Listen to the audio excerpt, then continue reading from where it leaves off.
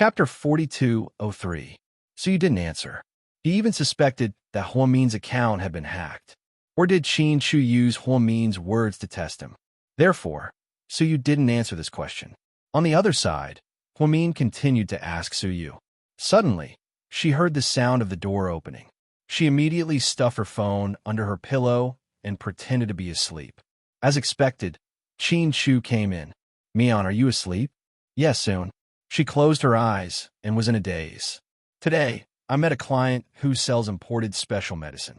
I asked for a bottle of stretch mark ointment from him after the baby was gone. Although you had surgery, you were pregnant for 9 months. There are still marks on your belly.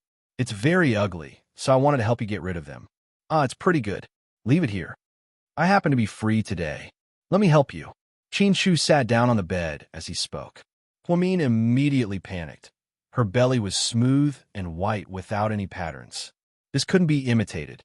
She originally thought that if she could do intimate things with Qin Shu, she would wear a doo-doo or something so that he wouldn't find out. Then, she would find a place to disguise her belly. However, when she saw that Qin Shu almost never slept in the same bed as her, she gave up on this idea. Now that Qin Shu suddenly came to her with the so-called stretch mark ointment, she was caught off guard. "Honey, no need. It's too late. I'm so sleepy. Go to sleep. I'll help you. It won't disturb you."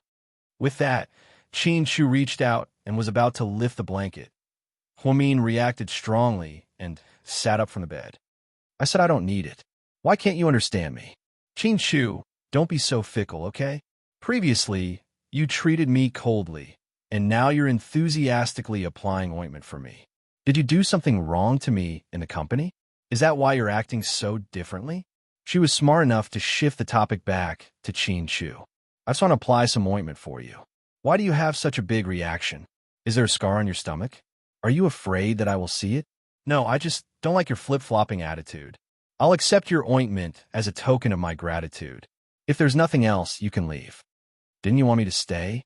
Qin Shu didn't get up, nor did he have any intention of leaving.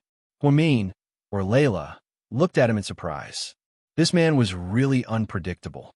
She thought that she knew him very well. But now, looking at his unfathomable expression, it was as if he had never understood him.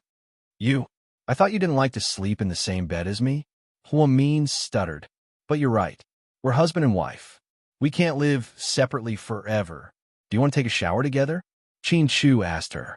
Layla felt guilty again. "I didn't prepare today. Give me some time." Since when do we need time to do this kind of thing?" "Mian, you always say that I've changed, but why do you act like I don't know you anymore?" "I didn't. You're thinking too much. Okay, in that case, go to sleep. I won't disturb you. I'll put down the ointment for you. Remember to apply it." "Okay." Huamin nodded. Seeing Qin Shu walk out, she heaved a sigh of relief. Fortunately, Qin Shu didn't insist. Otherwise, she would have been exposed. It seemed that she had to find a place tomorrow to remove the stretch marks on her stomach. Then she would sleep with Qin Shu and go back to report. A meaningful smile appeared on Qin Shu's face as he walked out of the room. Tomorrow, he would be able to avenge Pudding. This woman, she definitely wouldn't expect it. Chapter 4204. Layla would never have dreamed that someone would attack her. After all, she was now taking over Huamin's identity. Who was Huamin? She was a princess, a fairy surrounded by stars. Qin Shu doted on her, so you loved her, and a group of good friends protected her. But even so, there were still people who made a move on her. She had been going out frequently recently. In the morning, she planned to go to the hospital to see if there was any way to make stretch marks appear on her belly to fool Qin Shu. Therefore, on the way to the first hospital, there was a crossroad with many people and cars. It was a green light, and she was crossing the road normally. A sports car rushed out, heading straight for Huamin. It was so fast that she was dumbfounded. Actually, with Layla's ability, she could even dodge an explosion easily. This car was nothing. But the key was that this was a crossroad. There were many witnesses and cameras. If she really didn't follow the rules of science, she would be exposed. What if she couldn't explain her superpower? But she couldn't let herself die. Therefore, Layla could only react like a normal person. In the end, she was knocked to the ground by the sports car. Instantly, she felt a piercing pain all over her body. Then, all 120,110 people were mobilized. They sent her to the first hospital. When Qin Shu arrived, she had already been pushed out of the emergency room. Qin Shu was still very nervous in front of her. "Doctor, is my wife all right?" "Don't worry, President Qin. Our deputy director is fine. She just suffered a little. She broke 3 ribs and needs to be hospitalized for a while." "Okay, that's good. It's good that she's fine." Qin Shu then lowered his head and looked at Huamin. "Why were you so careless? You scare me to death." "I was very careful. I was crossing the road normally. It was that sports car that didn't have eyes and hit me." "Hubby, you have to take revenge from me." "Don't worry, leave it to me." Qin Shu comforted Huamin for a while before he was pushed into the ward. Qin Shu's lips curled into a smile. "If you touch my daughter again, you won't be so lucky." Actually, the main reason she bumped into Layla this time was to avenge Pudding. Her small face that was scratched by her looked pitiful. On the other hand, Qin Shu wanted to see how capable Layla was and how she would react in such a crowded place. Qin Shu had watched the video of the incident many times. In the end, he concluded that in that instant, Huamin's dodging speed and reaction speed were many times faster than an ordinary person's. This was not an ability that could be achieved by humans. It seemed that this explained why she was able to dodge the explosion so easily. Fortunately, he purposely chose a crowded place this time so that she wouldn't dare to use her superpower so recklessly. Qin Shu was sure that the sports car wouldn't be able to hurt her at all if it was at night, a place where there were few people around. Thinking that the enemy was so powerful and abnormal, Qin Shu became even more cautious. He had to face her every day and continue to deal with her. Walking out of the hospital, Qin Shu looked up at the starry sky. "Mian, you're waiting for me, right? You must be in a corner of the world, waiting for me to pick you up and bring you back." At the thought of Huamin, his wife, Qin Shu's eyes filled with tears. To him, the days without Huamin were worse than death. Most importantly, he couldn't let anyone know that the real Huamin was missing. This man had always been like this. He swallowed all his pain and endured all his pain. Chapter 42:05. Huamin's hospitalization was a top priority. His friends all rushed to the hospital to visit him. Jiang Xiaowei, Zhu Lingling, Qin Ning, and Tang Chuan. Every day, the hospital was overcrowded. The strange thing was that Qin Shu almost never brought the twins to see Huamin. When others asked, he would say that he didn't want to tell the children that their mother was sick. He was afraid that the children would get angry. Actually, the reason was that he didn't want the children to have too much contact with this monster. Zhu Lingling brought flowers and fruits and chatted with Huamin inside. Gao Ran and Qin Shu were in the corridor. "Is there any progress in the case?" Qin Shu asked him. "There's no clue at all. The children are missing. I feel like I'm really useless." "It's not your fault," Qin Shu said. "How can it not be my fault? I'm the leader of public security. I'm not worthy." Gao Ran blamed himself deeply. "Gao Ran, I know that you'll be even more panicked if I say something, but I have to tell you that similar cases might happen in the future." "What do you mean?" "Anyway, send more people to watch over them. It might be very soon." "Chu, what do you know?" Gao Ran and Qin Shu had known each other for many years, so they had a tacit understanding. Seeing Qin Shu being so direct, Gao Ran couldn't sit still.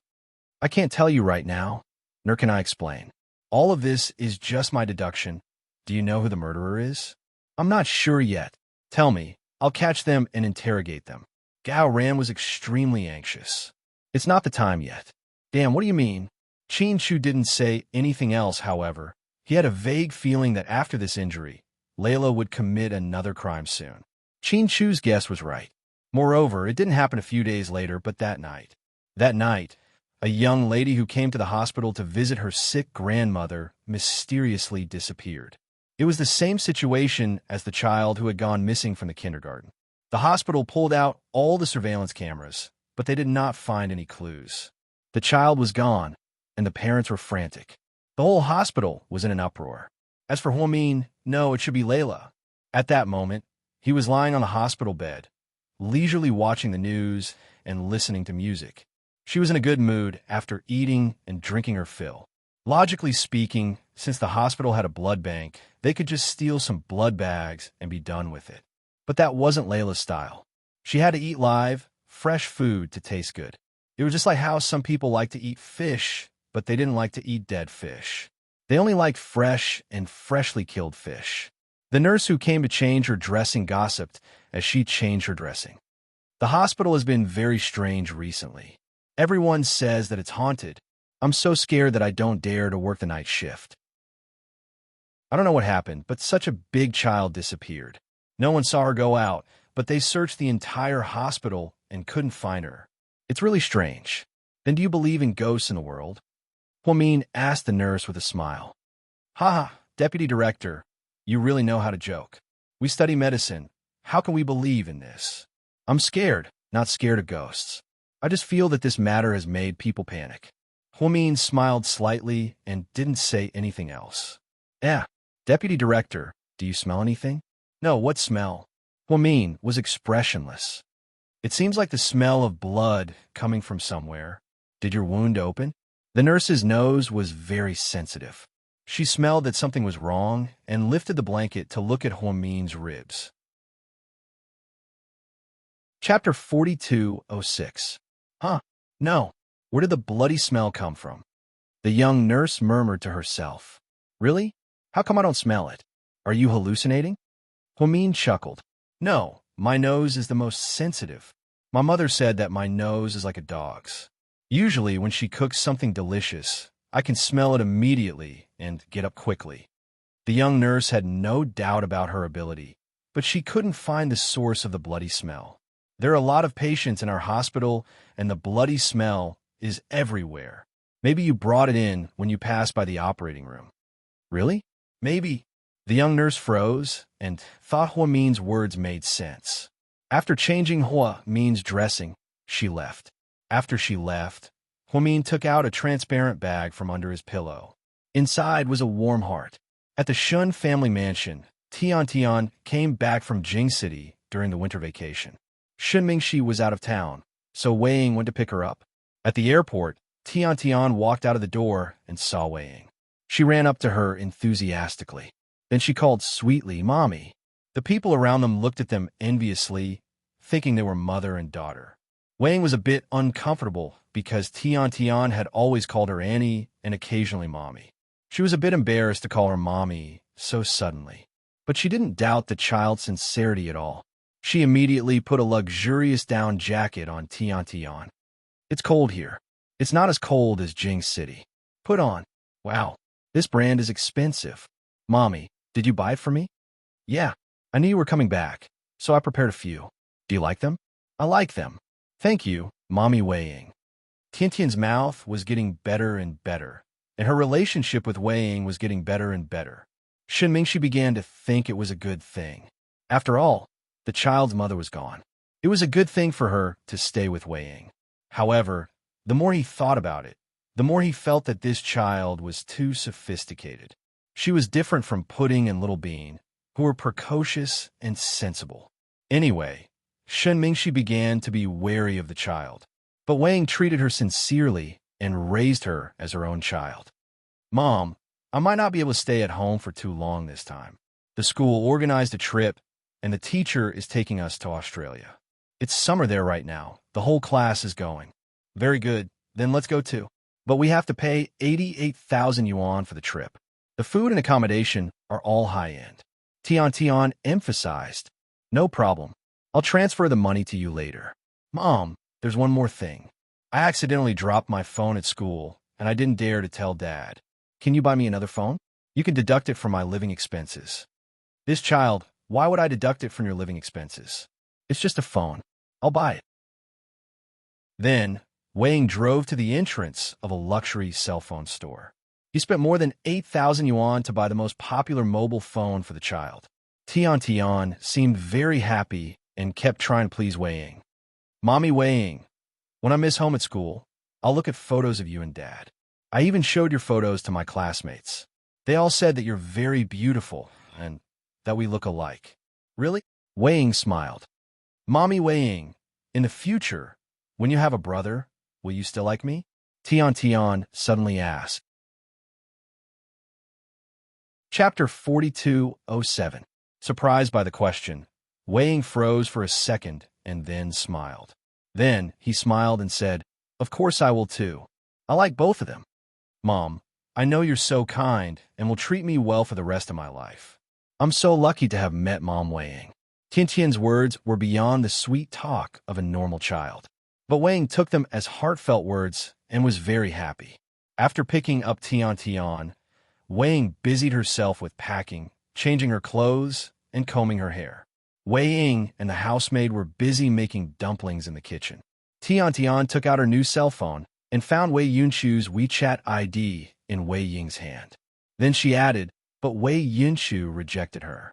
Tian Tian had no choice but to write, I'm Tian Tian. Wei Yunshu replied coldly, Which Tian Tian? Don't you know her? I'm Mom Wei Ying's daughter. She was smart enough to use Wei Ying's name, since Wei Ying was Wei Yunshu's aunt. Wei Yunshu was eating pizza with pudding, Little Bean, and Buyuan in a pizza shop. The parents came to visit Huamin. After the visit, Jiang Xiaowei drove the twins to have dinner with them. My aunt's daughter? Wei Yunshu murmured. I know. She's Hui Yinyan's daughter, right? Little Bean gossiped. Yeah, I remember. Her name is Tian Tian, Buyuan said. Pudding wasn't interested and continued eating fried chicken. She added me on WeChat, Wei Yunshu said and glanced at Pudding. Haha, does she like you? Little Bean snickered. Don't talk nonsense. She can be considered my relative. After all, my aunt is raising her.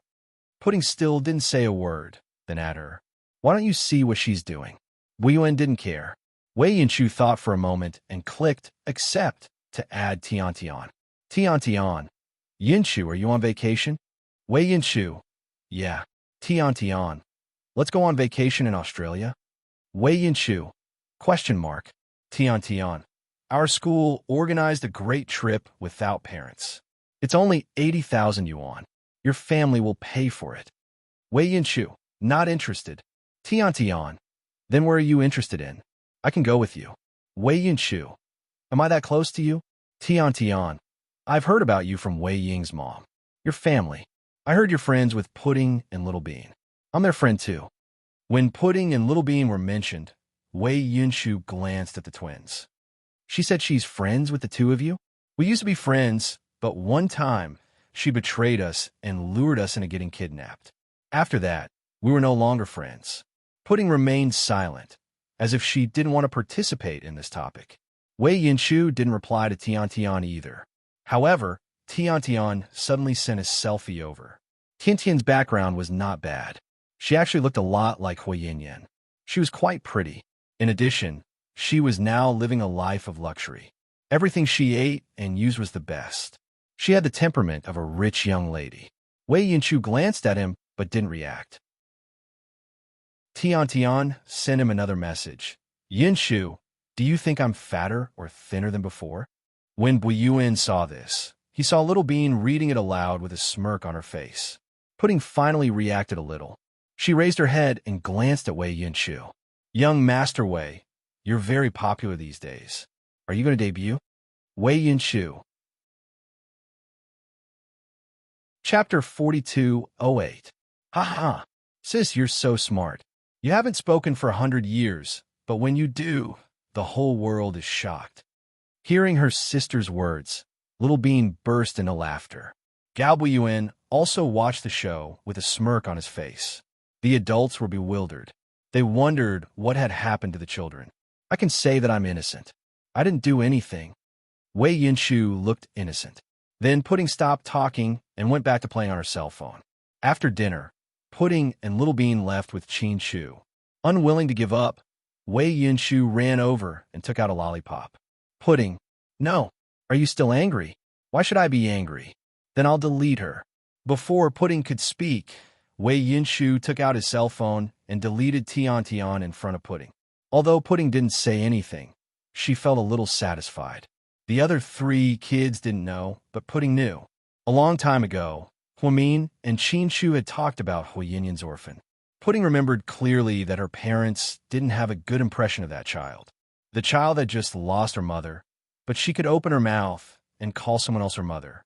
Her tolerance was unparalleled. To put it bluntly, she was scheming and cruel.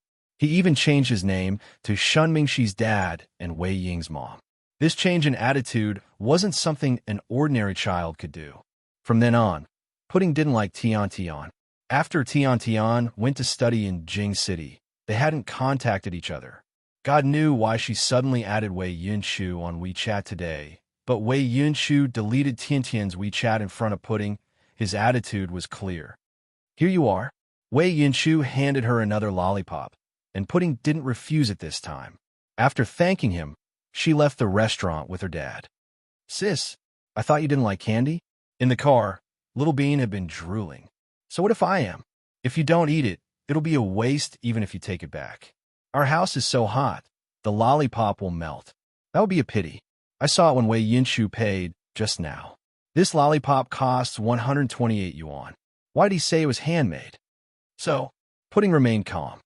So it's a waste if you don't eat it. Why don't you give it to me? Don't even think about it. Stay away from me. The feeling of being rejected was really uncomfortable. Before she could finish her words, she was rejected by her elder sister. Little Bean complained, Daddy, look at your eldest daughter.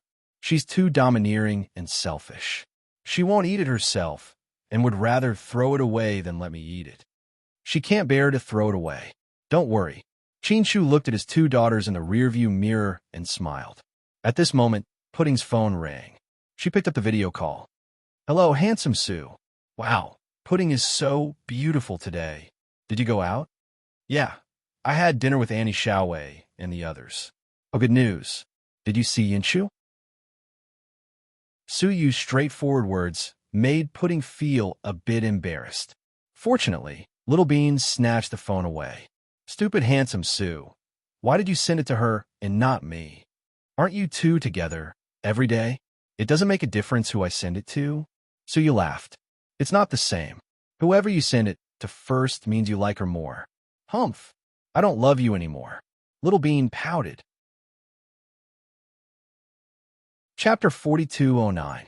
Little girl, aren't you afraid of biting your tongue by saying that? How can you live up to your conscience? I've given you a lot of love before. I've never been picky. Handsome Sue, you're wrong. We're not together all the time. We're separated when we go to the washroom, Little Bean retorted. Okay, you win. So you didn't know whether to laugh or cry. Handsome Sue, have you eaten? Little Bean tilted her head and asked with concern. I'm eating. I worked overtime at the company and had the company meal. Haha, do you have chicken drumsticks? Little Bean was curious. Turkey drumsticks. Do you want some? No. Turkey tastes terrible. The two little girls chatted with Su Yu in the car. Is winter vacation coming soon? Su Yu asked them. Yeah, we have 3 days of classes and then the final exam. Winter vacation will start in about a week. Okay, good. I'll have someone book the tickets. Book the tickets. Little Bean was confused. Disneyland in Tokyo. Do you want to go? Su Yu smirked. Yes. The two girls said in unison. It seemed they had been thinking about it for a long time. Okay, I'll book the tickets for a week. We'll fly directly to Tokyo. Su Yu snapped his fingers. Little Bean was thrilled. She stood up excitedly. Can we go to Mount Fuji to see the snow? Yes. Can we go skiing in Hokkaido? Yes. Can we go shopping in Osaka? Yes. Can we go to Nara to see the cute deer? Yes. Wow. Handsome Sue, I love you so much. Little Bean confessed. I've never believed the words of a bootlicker. Pudding, do you love me? Su Yu looked at the quiet Pudding. I love you. Pudding smiled shyly. Chin Shu was jealous in front of her. What about Daddy? I love handsome Sue, but I love Daddy more. Little Bean quickly corrected herself. Pudding stood up, wrapped her arms around her father's neck, and kissed his handsome face. Damn, Qin Zhao Zhao, you're too ruthless. You kill me instantly. No, comrade old Qin, I want to bite too. You're so handsome. If I don't kiss you, I'll be at a disadvantage. Little Bean handed the phone to her sister and kissed her dad who was driving. She kissed Qin Shu until his face was covered in saliva. But even though he was a clean freak, he didn't even wipe it off. She just smiled happily. Now, the two children were obviously closer to their father. Perhaps it was because of the connection between mother and son. Although they did not know the truth, the two children were no longer close to Huamin, especially after Pudding's cheek was scratched. Every time Pudding saw her mother, it was as if she saw a demoness. After Huamin was admitted to the hospital, Qin Shu was relieved. He temporarily put her under house arrest in the hospital and couldn't go home to spend time with her children and parents. After Su Yu hung up the video call, he immediately ordered the people in the secretary's office. Book me 3 first-class tickets for a direct flight to Tokyo, the best hotel in Tokyo, the best room, and 3 Disneyland tickets. Yes, President Su. After that, Su Yu felt that it was necessary to tell Huamin about such an important matter. So, he sent a WeChat message to Huamin. During the day, Su Yu went to the hospital, but there were too many people, so he didn't say much. Later, he came back because he had something to do with the company.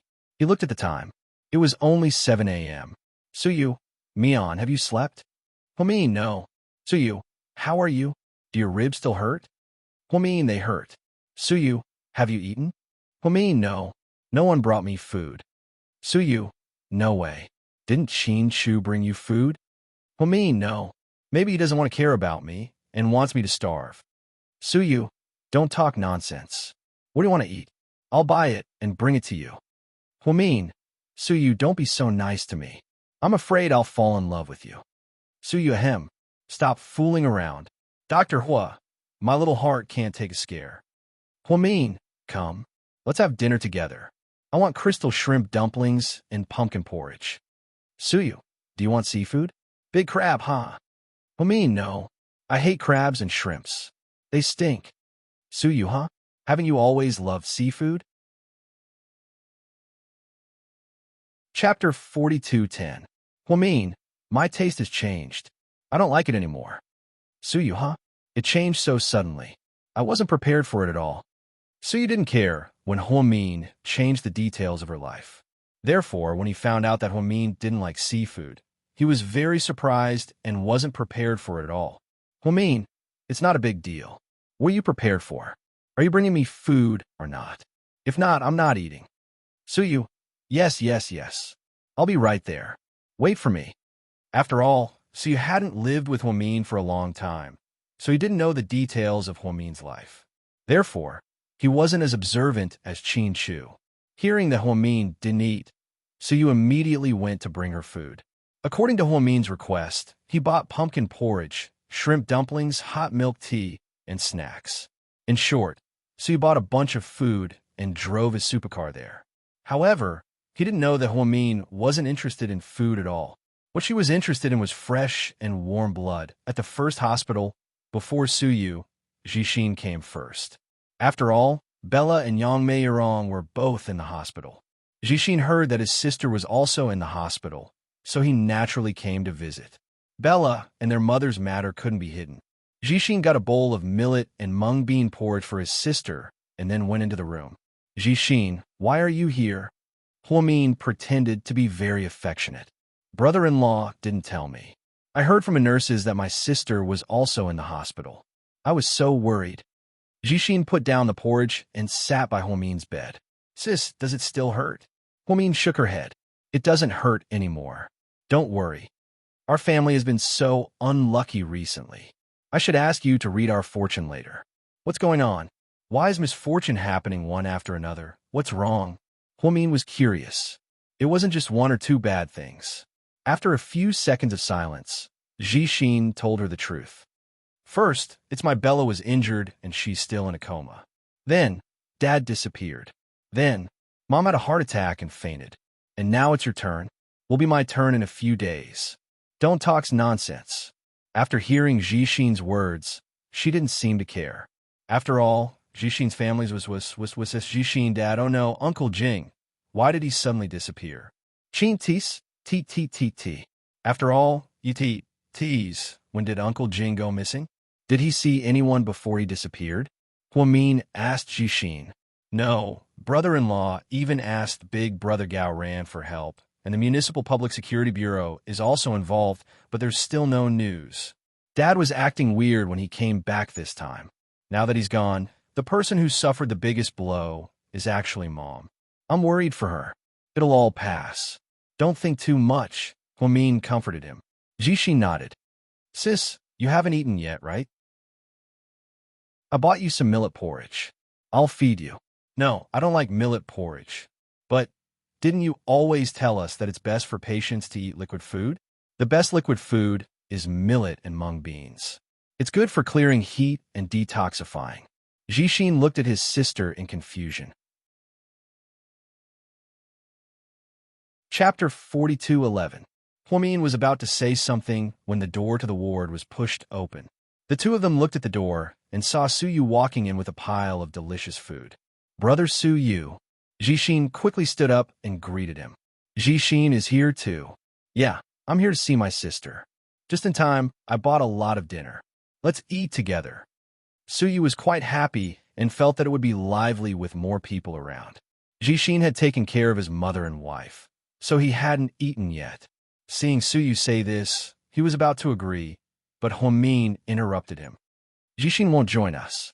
He still has to take care of my mother. Jixin immediately understood what his sister meant. Yeah, Brother Suyu, I still have to take care of my mother. You guys eat. Jixin licked his lips awkwardly. He didn't know why his sister would politely ask him to leave. He actually wanted to stay for dinner. Suyu froze for a second. Then, he handed Jixin a portion. I bought a lot. You could take one back. Okay. Thank you, Brother Suyu. Jixin took the food and walked out of the ward. Suyu was busy taking out the delicious food one by one. Huamin, or rather, Layla, looked at Suyu from head to toe. In fact, Suyu wasn't inferior to Qinshu at all. In fact, he was more approachable than Qinshu. Other than being slightly less good-looking, he was really perfect. Since Qinshu was ignoring her for the time being, she was really going to start with Suyu. Sleeping with Suyu was one of the reasons. 2 was to sow discord between Suyu and Qinshu and break them up. Then, he would ruin Huamin's reputation and make her have an affair with Suyu. This was the 3rd reason. However, Suyu didn't know what she was thinking. He always thought that Huamin was just in a bad mood and had a small conflict with Qinshu. The great Dr. Hua, I bought so many. Which one do you want to eat? Pumpkin porridge. Huamin pointed at the pumpkin porridge. Suyu carefully brought it over and opened the small table that came with Huamin's bed. Suyu, my hand is a little numb. Can you feed me? Huamin spoke in a slightly coquettish tone. This was an expression and attitude that Huamin would never have in the past. Suyu's heart melted as he listened. Although he also wanted to do it, he knew his limits, so he didn't want to do such intimate actions. Mion, I don't think that's a good idea. You should eat by yourself. I brought you a spoon. Suyu, do you hate me? Huamin looked wronged. What are you talking about? When did I hate you? Stop it, Dr. Hua. Then why won't you feed me? This is too intimate. Mion, although I know this is nothing and we're just friends, if Qinshu sees this, even if he doesn't misunderstand, he'll still feel uncomfortable. We have to consider Qinshu's feelings. But I didn't do it on purpose. Do you think I'm using you to make Qinshu angry? No, that's not what I meant. Suyu, I'm really not faking it. My ribs hurt. I don't dare to move too much. Qinshu doesn't care about me, so I thought you would. I didn't expect you to do the same. If that's the case, then I won't eat anymore. You can leave now. After speaking, Huamin turned her face to the side. She was angry, so you could tell that she was really angry. Mion, don't be angry, okay? So you didn't know what to do. He didn't know how to comfort people, especially Huamin. Chapter 42:12. That's enough. Go. Seeing how angry Huamin was, so you had no choice but to pick up the spoon. Why don't I feed you instead? Don't you think it's too intimate and inconvenient? Huamin glared at him coldly. That's not important. Don't starve yourself. So he was very kind and knew how to weigh the pros and cons. Although he knew it wasn't appropriate, Huamin was still a patient. Plus, not eating for a long time wasn't good for the body. Therefore, under pressure from Huamin, Suyu compromised. However, Suyu was very smart. He sent a WeChat message to Qinshu in advance and reported the situation. He said, Qin Shu, I'm at the hospital. I'm here to visit Mian and brought her dinner. Do you want to come with me? Qin Shu only replied with 2 words, I'm busy. Seeing that Qin Shu was busy, Suyu didn't want to disturb him. Just like that, he fed Huo Mian little by little. Unexpectedly, this scene was seen by Qin Ning and Tang Chuan, who came to visit Huo Min. Qin Ning was the first to enter the room, so she saw everything clearly. She was a little unhappy. Lord Su is here too, she said. Oh, you two are back. Su put down the spoon awkwardly. Tang Chuan walked in behind Qin Ning. Oh, Lord Su is here. We have a tacit understanding. Haha, I'm here to deliver dinner. Su scratched his head and laughed. Qin Ning glanced at Huo Min unhappily. Sis-in-law, where's my brother? Huo Min coughed lightly. Your brother didn't come. No way. He loves his wife so much. How could he? Qin Ning purposely sounded sarcastic. Everyone, don't just stand there. Let's eat together. Tang Chuan was very friendly. He directly took out all the things Suyu had bought and prepared to have a good time as if the 4 of them were having a meal together. However, Huo Min was suddenly not in the mood. I don't want to eat anymore. I don't have an appetite. You guys can go now. I want to sleep. Huo Min said and turned his face away. This made Tang Chuan feel awkward. Then, the 3 of them walked out of the hospital. Lord Su, although there are some things that I shouldn't say, and you might be unhappy if I say them, but I'm a member of the Qin family. I have to think for my brother. We all know that you like my sister-in-law, but she's my brother's wife. Can't you avoid arousing suspicion? Qin Ning's pent-up anger exploded at Suyu. Suyu didn't say anything. Tang Chuan was a little embarrassed and pulled on Qin Ning's sleeve. Ahem. Ning Ning, what are you talking about? Lord Su isn't that kind of person. Shut up. I know you're Lord Su's buddy, so of course you'll speak for him. I'm telling the truth. You know what I saw when I walked in, Lord Su? I won't tell my brother about this, but please be careful. Don't do it again. No matter how good a friend is, there's no need to be so close. You're right. I'll be careful. Suyu wasn't upset by Qin Ning's scolding. Instead, he thought she was right, and there was nothing wrong with it. Suyu was actually in a difficult position. He didn't want to do this in the first place, but Huo Min forced him to do it. He didn't want to see Huo Min starve, so he sent a WeChat message to Qin Shu. However, he didn't expect that Qin Ning and Tang Chuan would come in and see it. It was as if they caught him in the act, and Suyu felt very embarrassed. Lord Su, let's go and have a drink together. Tang Chuan quickly tried to smooth things over. I'm not going. I still have things to do. You two go do what you need to do. Let's talk later. Suyu then got into his sports car and left the hospital. Tang Chuan looked at Qin Ning. Baby, what you said to Lord Su just now, wasn't it a little too harsh? Chapter 42:13. Qin Ning's face darkened. Hard. I think I've already given Suyu enough face because of you. If it was before, I would have slapped him on the face. Do you believe me? Seeing Qin Ning's reaction, Tang Chuan said weakly, Baby, what did you see? Suyu is feeding my sister-in-law spoonful by spoonful. Tang Chuan, really? Tang Chuan couldn't believe it. My whole family will die if I lie to you. Perhaps it was because Qin Ning was starting to get angry, so her words were especially harsh. Tang Chuan quickly covered her mouth. What are you doing? Your whole family doesn't include me. Ha, idiot. I'm so angry that I'm confused. Tell me what's going on. What are you doing behind my brother's back? The more Qin Ning thought about it, the more uncomfortable she felt. Yeah, now that you mention it, it's a bit. Lord Su has been acting weird recently. Ever since they came back from Yunnan, they've been acting weird. When I have time, I'll have a drink with Lord Su and we'll talk about what happened today. Ning Ning, don't tell my brother-in-law yet. Isn't that obvious? Can I tell him? If I tell him, won't my brother be heartbroken? Qin Ning glared at Tang Chuan. Yes. With your brother-in-law's personality, he doesn't talk much. If you tell him, he'll only feel aggrieved. But, as far as I know, whether it's Lord Su or our sister-in-law, they're not dirty people. How could they do such a thing? Tang Chuan still found it unbelievable. Then how can I be seeing things? When our sister-in-law came back this time, the whole family gave in to her because she didn't have a child. but she doesn't seem to know the difficulties of the whole family. Instead, she's getting worse. I heard from Little Bean that she even injected pudding that day. When she's discharged from the hospital, I'll have a good talk with her. What's wrong with her? Did someone cast a spell on her? Qin Ning's personality had always been fierce, and she would never swallow her pride. Therefore, today's incident had planted a seed of uncertainty in her heart.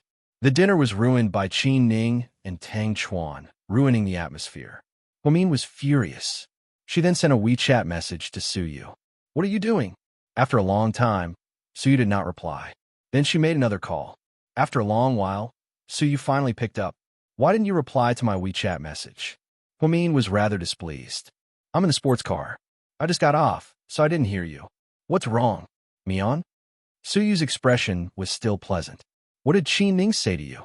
"Oh no, that's impossible. With that girl's personality, she definitely won't stay put." "I really didn't. Don't think too much. Have a good rest. If you're hungry, ask the nurse to heat up some delicious food for you."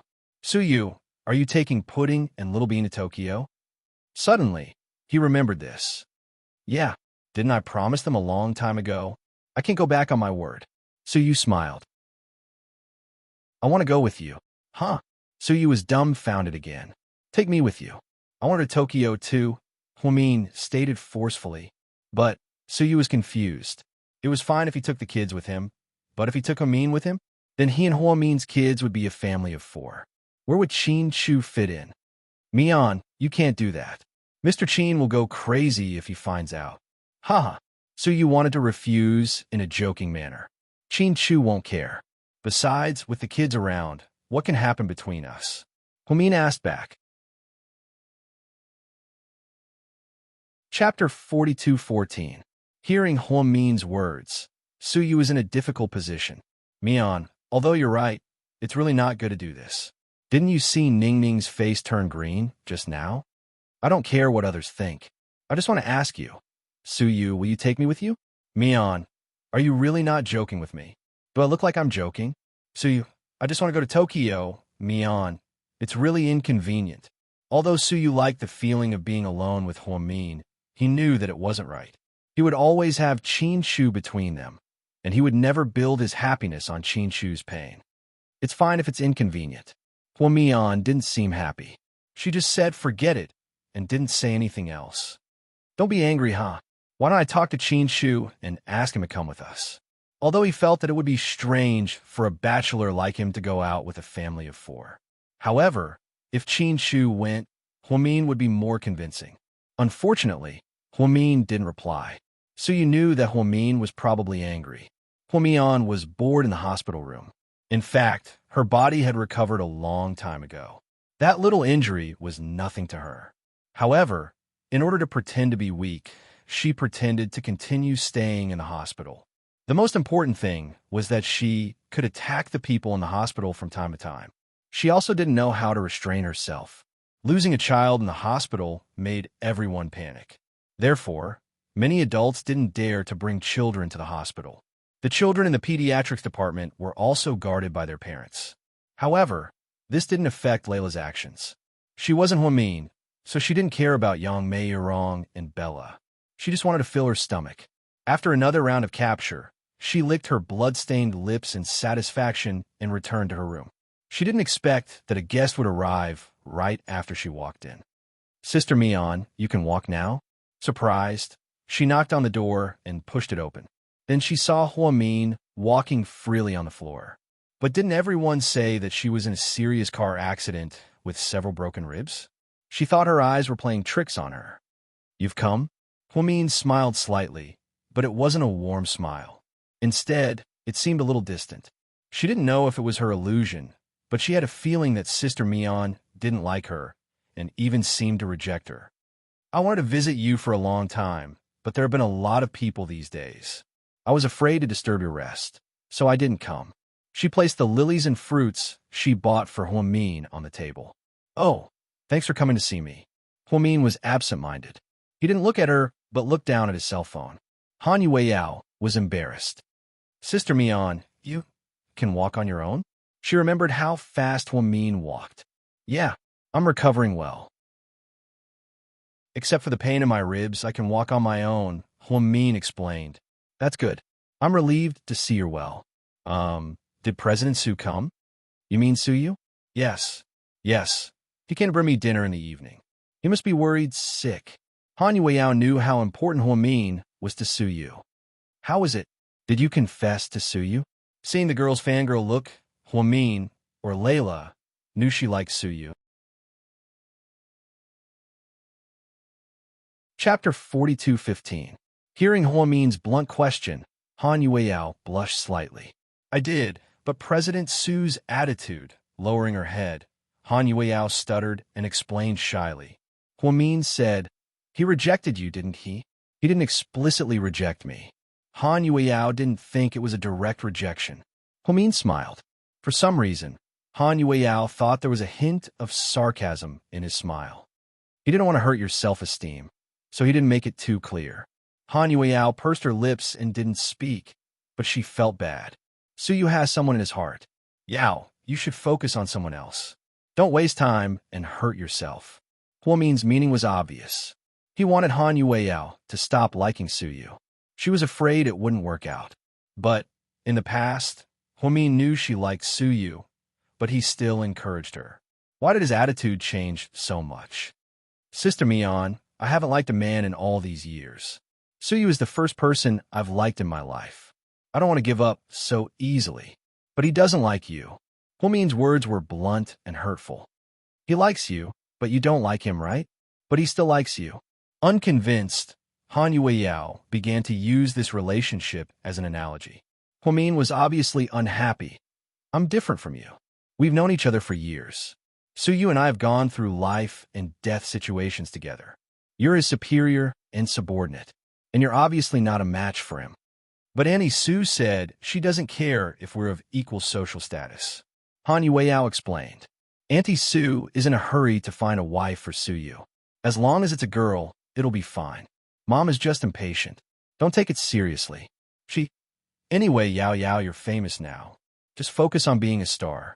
Don't dream about getting something that doesn't belong to you. Look at what happened to Jian Tong, Nie Ling Xian, and Zhao Qingya. You don't want to be the next one, do you? Huamin's eyes were a little gloomy.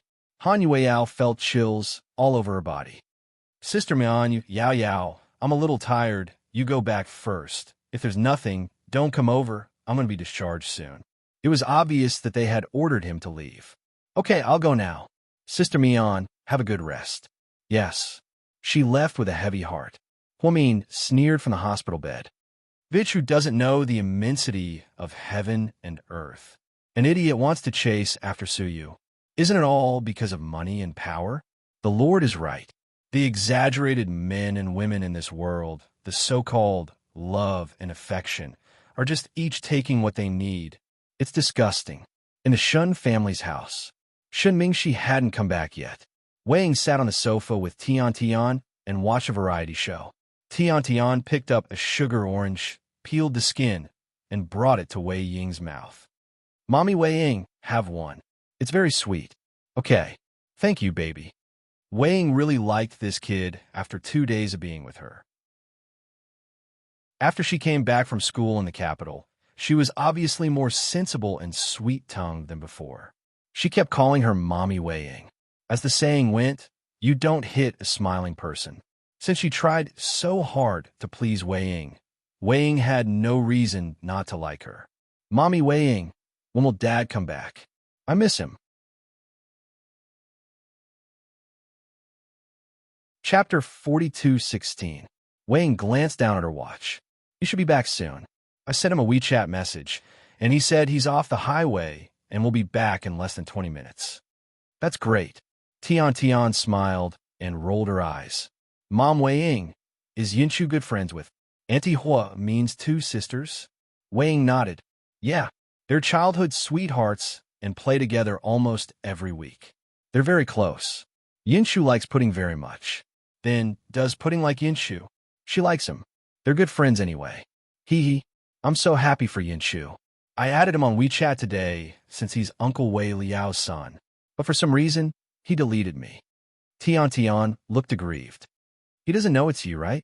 He knows. I told him, but maybe he doesn't like me. Tian looked aggrieved. How could that be? That kid and I have the best relationship. He won't dislike my child. It's okay. Mom Weighing, I didn't think too much about it. I just thought I'd find someone to hang out with after the holidays. Yinshu is my relative, and I want to be close to him. It doesn't matter if he doesn't like me.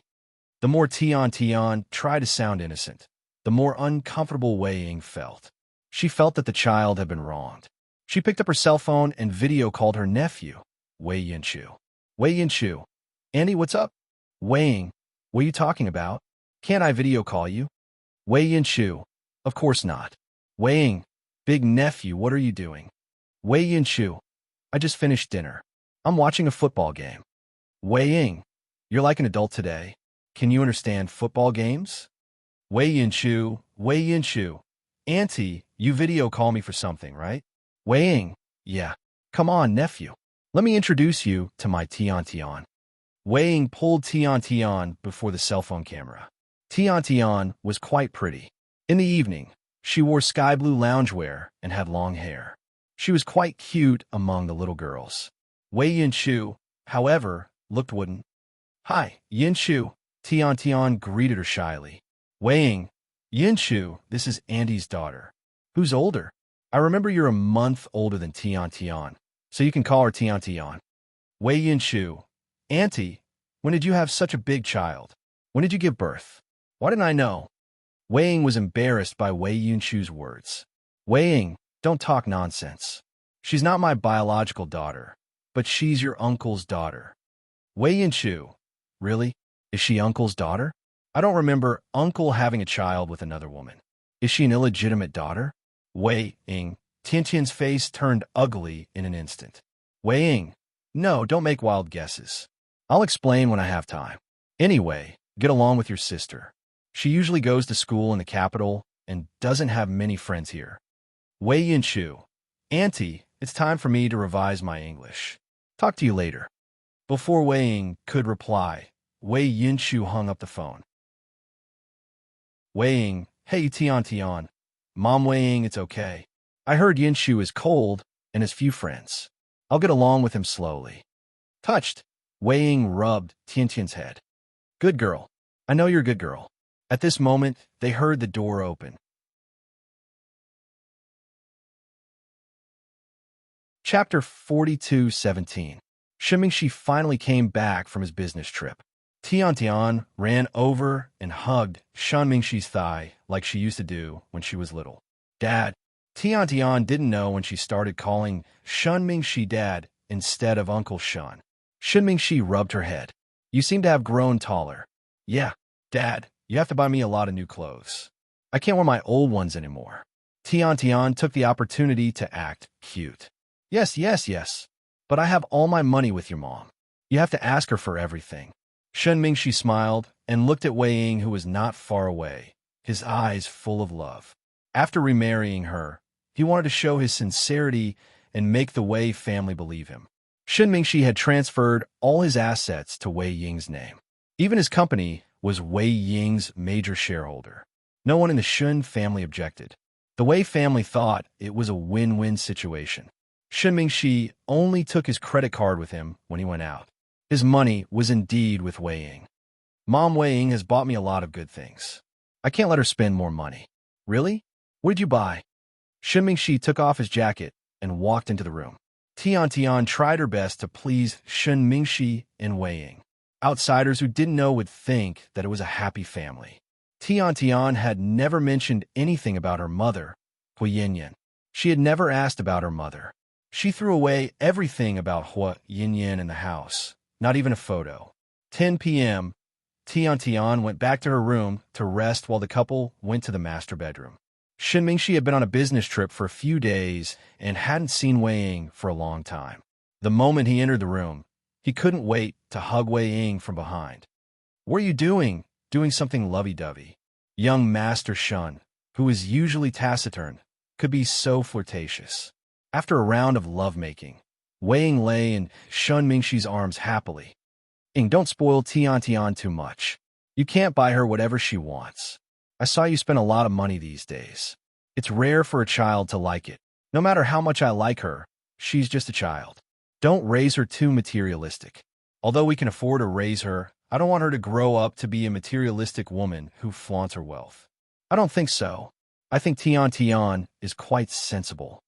Wei Ying thought Shun Mingxi was exaggerating. Shun Mingxi used to worry that Wei Ying wouldn't accept his kindness to Tian Tian. But now, it seemed that Wei Ying treated the kids better, which made Shun Mingxi worry. It was the complete opposite. Just keep an eye on her. Don't educate her into. Shun Mingxi was about to say that Wei Ying shouldn't educate her to be like Hui Yin, but he didn't want to say Hui Yin in front of Wei Ying, so he didn't say it. Then he turned around and hugged Wei Ying tightly in his arms. 11:30 at night, after seeing the twins fall asleep, Qin Chu went to the study. Pudding and Little Bean didn't fall asleep. It seemed that they were pretending to be asleep to deceive their daddy. Elder sister, you didn't fall asleep either? Yeah, Pudding murmured. What are you thinking about? What about you? Pudding tilted her head and looked at Little Bean in the dark. Our family has been strange lately. Mommy used to put us to sleep while Daddy was busy with work. Now Daddy is busy with work and has to put us to sleep. Yeah, Pudding sighed slightly. Mommy is in the hospital, but Daddy isn't with her. Yeah. Sis, will they divorce? I'm so scared, Little Bean said in a small voice. Chapter 42:18. I don't think so. Daddy said he wouldn't divorce Mommy. Pudding thought about her daddy's feelings for her mommy. But, sis, don't lie to yourself. You and I can see that Daddy and Mommy are in serious trouble. Their relationship is cold. It's even worse than Mommy and Handsome Sue. I don't know what happened. It's scary. I feel like a storm is coming. It's not that serious. Don't think too much. Pudding comforted her sister, but she wasn't sure either. Sis, I want to hold your hand. This might be a sign of Pudding's insecurity. Pudding turned over and reached out her chubby little hand. In the dark, she held her sister's hand tightly. Sis, to be honest, if Daddy and Mommy divorced, who would you choose to be with? Pudding's heart sank. She had never thought about this question because she never thought that Daddy and Mommy would divorce. It probably won't come to that. Don't worry, it won't. I'm just making an example. Tell me, I want to know the answer, Pudding asked relentlessly. Based on the current situation, I might choose Daddy. Pudding couldn't describe how she felt, but she really couldn't get close to her mommy now, especially after she slapped her that day and scratched her face with her nails. That wasn't serious. What was serious was that Huamin didn't even ask if the child was still in pain. Would it leave a scar? These actions made Pudding's heart sink. What about you, Pudding? Who would you choose? Pudding seemed to be starting to feel uneasy and asked her sister the same question. I'll choose whoever sis chooses. I don't want to be like those TV shows where two kids, one for each father and one for each mother, are separated from each other. When they meet again, it'll be years later. I love you very much and don't want to be separated from you. Although we have arguments and even business conflicts, and I'm sometimes jealous of you for having good things, these are all small things in life. No matter what, I love you deeply and don't want to be separated from you. Then, Pudding held Pudding's hand tightly. Pudding felt sorry for her sister and touched her face. Pudding, don't be afraid. I promise you that I'll never be separated from you, no matter what happens. Yes, this was the first time the two sisters had such a sad conversation.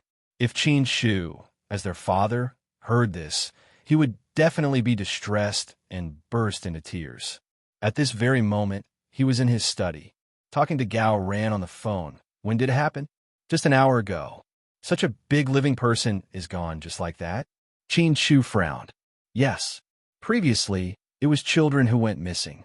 Now it's adults. Everyone in the first hospital is in a state of panic. Gao Ran felt like his head was about to explode. He kept disappearing without a corpse, which made him very angry. Even the police dogs can't smell it. Qin Shu believed that those missing people must have been tortured to death, just like Jing had done before. But since there was a corpse, the police dog's keen sense of smell would not leave empty-handed. I brought a police dog but found nothing. Then something must have covered up the smell and affected the police dog's judgment. Chu, this is getting weirder and weirder. I have a feeling that there's a psychopathic murderer in our city. No, in the first hospital. It might even be a monster like an ogre or a vampire. Why don't you think of a way to transfer Bella, your mother-in-law, and Huamin to Southside? It's too dangerous there."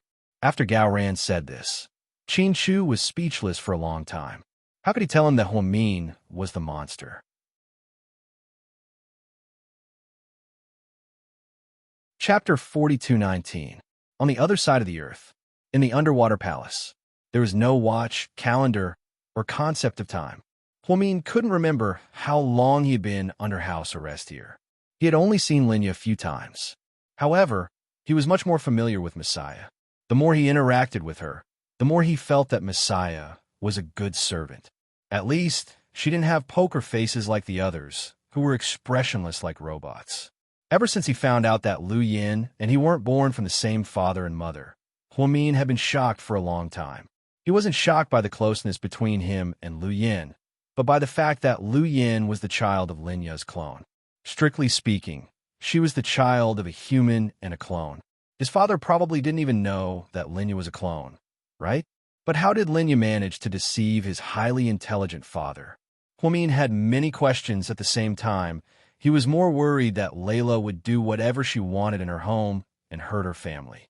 "Miss Mian, the master invites you to dinner." Messiah walked in and brought Huamin a tasseled cloak. Everything here was extremely beautiful. The cloak looked as if it was made of golden thread, and it was shining brightly. It was exceptionally comfortable and smooth when draped over her body. Huamin didn't say anything and obediently followed behind Messiah towards Linya's room. When she entered, she froze for a moment, because she saw that Linya wasn't wearing a queen's outfit or a crystal mask. She no longer looked like a high and mighty queen. At this moment, she was only wearing a coffee-colored dress and black high heels. Her hair was curled into waves, and she was as elegant, graceful, and intellectual as everyone's mother. At this moment, she was sitting at the dining table making dumplings. There was flour and dumpling fillings on the table. "Mian, come in." Linya smiled at Huamin. Huamin walked over warily, looked at the things on the table, and then looked at Linya. "What are you doing? I heard from Messiah that your appetite hasn't been very good recently. You said that you wanted to eat dumplings, right? Some of them have never seen dumplings in their lives, so I won't make things difficult for them. I'll make it for you. Your father also likes to eat dumplings with celery and pork fillings. When we were in China, we lived in Jiangnan for a period of time. During that time, we ate dumplings almost every day. Later, we got tired of them and stopped." Linya smiled as she recalled the past. Just like an ordinary mother, there was no sense of distance between them. Huamin indeed felt that Linya was more approachable than before. Huamin didn't say anything. He sat down opposite Linya with his big belly. Then, without batting an eyelid, he wrapped it up as well. Or rather, he helped. "You're pregnant, so you need to eat something good. The baby will be healthy." Linya smiled. "When are you going to let me go?" Huamin asked her. "Isn't it good to be here? Isn't it good to be with Mom? Why do you have to leave?" "I miss my home, my husband, and my daughter. They have someone to take care of them. You don't have to worry." "Are you talking about that perverted Layla?" "Layla didn't hurt them. She's just shamelessly replacing me, isn't she?" "Madam Linya, have you been playing this kind of cloning game all these years?" Huamin's words made Linya's expression freeze, and her smile gradually disappeared. She put down a dumpling in her hand and picked up a wet towel to wipe her hands. "Mian, do you know who you're talking to?" Chapter 42:20. Of course I know. The person in front of me is the real person, not a clone. Huamin sneered. It was also a bit of sarcasm. Miss Mian, Messiah couldn't stand it anymore and wanted to stop Huamin from angering Linya. However, Linya scolded her. "Messiah, go out first. I have something to say to her alone." "Yes, master." After Messiah left, Linya had no intention of continuing to make dumplings. She stood up. "Tell me, Linya, what do you want? All these years, you've been alive. You've been a queen here, but you refuse to look for Dad or me. Now that you suddenly think of us, what do you want? What's your purpose?" "Mian, let's not talk about this today. Mommy wants to ask you a question. Answer seriously." Huamin remained silent. Mian, how have you been all these years? Very good, very happy. Really? What if every time someone close to you dies? What do you mean? Sensing that something was wrong with Lin Ya's words, Huamin widened his eyes and questioned. Let me put it simply. The last time you had an explosion at a gas station, so many people died. One of them was your friend, Hua Xiqian. Is that right? After Lin Ya finished speaking, she glanced at Huamin expressionlessly. Huamin didn't say anything. As far as I know, that kid has been good to you all these years. He detonated a bomb for you and died. Are you sad? At the mention of this, Huamin's heart ached. Even if Hua Xiqian was a bad guy and had done so many bad things, he had never hurt Huamin. He even used Jack's personality to deceive Layla and save her at the last moment. She suddenly remembered that they were hiding in a small mountain village on that quiet night. Hua Xiqian acted coquettishly with her, acted cute with her, bickered with Su Yu, and everything. It felt like it happened yesterday, but Huamin knew. Hua Xiqian was already dead. He had detonated the bomb at such a close distance. There was no way he could have survived. She didn't know why Lin Ya mentioned Hua Xiqian at this time, but she was really sad. Not talking? You're sad, aren't you? Lin Ya looked at the silent Huamin. Yes, it's very sad, but so what? What are you trying to say? Huamin raised his hand, wiped away the tears that were about to fall, and looked at Lin Ya. Mian, do you want to revive him? Resurrection? Are you crazy? He's already dead. How can he be resurrected? Do you really think you're God? Huamin sounded like she was going crazy. She felt that what Lin Ya had told her could not be realized. Lin Ya simply smiled at Huamin's loss of control. Lin Ya turned around and waved her hand. A clear image appeared on the screen. In the image, a man lay in a crystal coffin. As the camera zoomed in, the man's face grew larger and larger. Finally, it was displayed clearly in front of them. No, impossible. This is absolutely impossible. He was blown to pieces. Huamin saw the face in the crystal coffin. It was Hua Xiqian's face. It was exactly the same. She couldn't accept it. That was already an incomplete corpse. How could he lie in the coffin and skate? Suddenly, an idea flashed through Huamin's mind as she thought of an important clue. She looked at Lin Ya in horror. Another clone. Chapter 42-21. In Sea City, Huamin was used to Qin Shu's indifference, so she had been causing trouble for Su Yu recently. People kept disappearing in the hospital, making everyone panic. Huamin didn't stay put. Instead, she took a stroll around the hospital bed. When she saw someone she knew, she was called the vice director and acted all high and mighty. When she returned to her room in the afternoon, she saw Qin Shu sitting on the edge of her bed. Honey, when did you get here? She had to put on an act to the fullest. She still sweetly called him hubby. Where did you go? I walked around to get some fresh air. The doctor said you're almost healed. Yeah. Huamin smiled. You're healing really fast. It hasn't been that long. Qin Shu stared into her eyes and said meaningfully, Haha, isn't that normal? I studied medicine, so I have some common sense. Of course, I know how to take care of myself. I'm a little better than normal people. It's nothing. She gave a lousy excuse to fool Qin Shu, but Qin Shu wasn't in a hurry to expose her. I heard that there have been a lot of incidents in the hospital recently. Really? What happened? How come I don't know about it? Huamin pretended not to know. A lot of people have gone missing. I don't know if they were killed or kidnapped. Huamin pretended not to believe him. Really? That's so scary. It's so scary. Is there a perverted killer lying in ambush here? Shouldn't you know about this better than anyone else? Qin Shu looked at her and said word by word. After he finished speaking, Huamin's expression became unnatural. She didn't understand what Qin Shu meant. How much did Qin Shu know? Therefore, she could only continue to pretend not to know. Honey, are you confused? I'm not a cop. How would I know about this? Huamin retorted. Qin Shu slowly got up and walked towards Huamin. She didn't move, but she was very alert. She was afraid that Qin Shu would suddenly attack, but she believed that even if it was a sneak attack, Qin Shu would not be her opponent.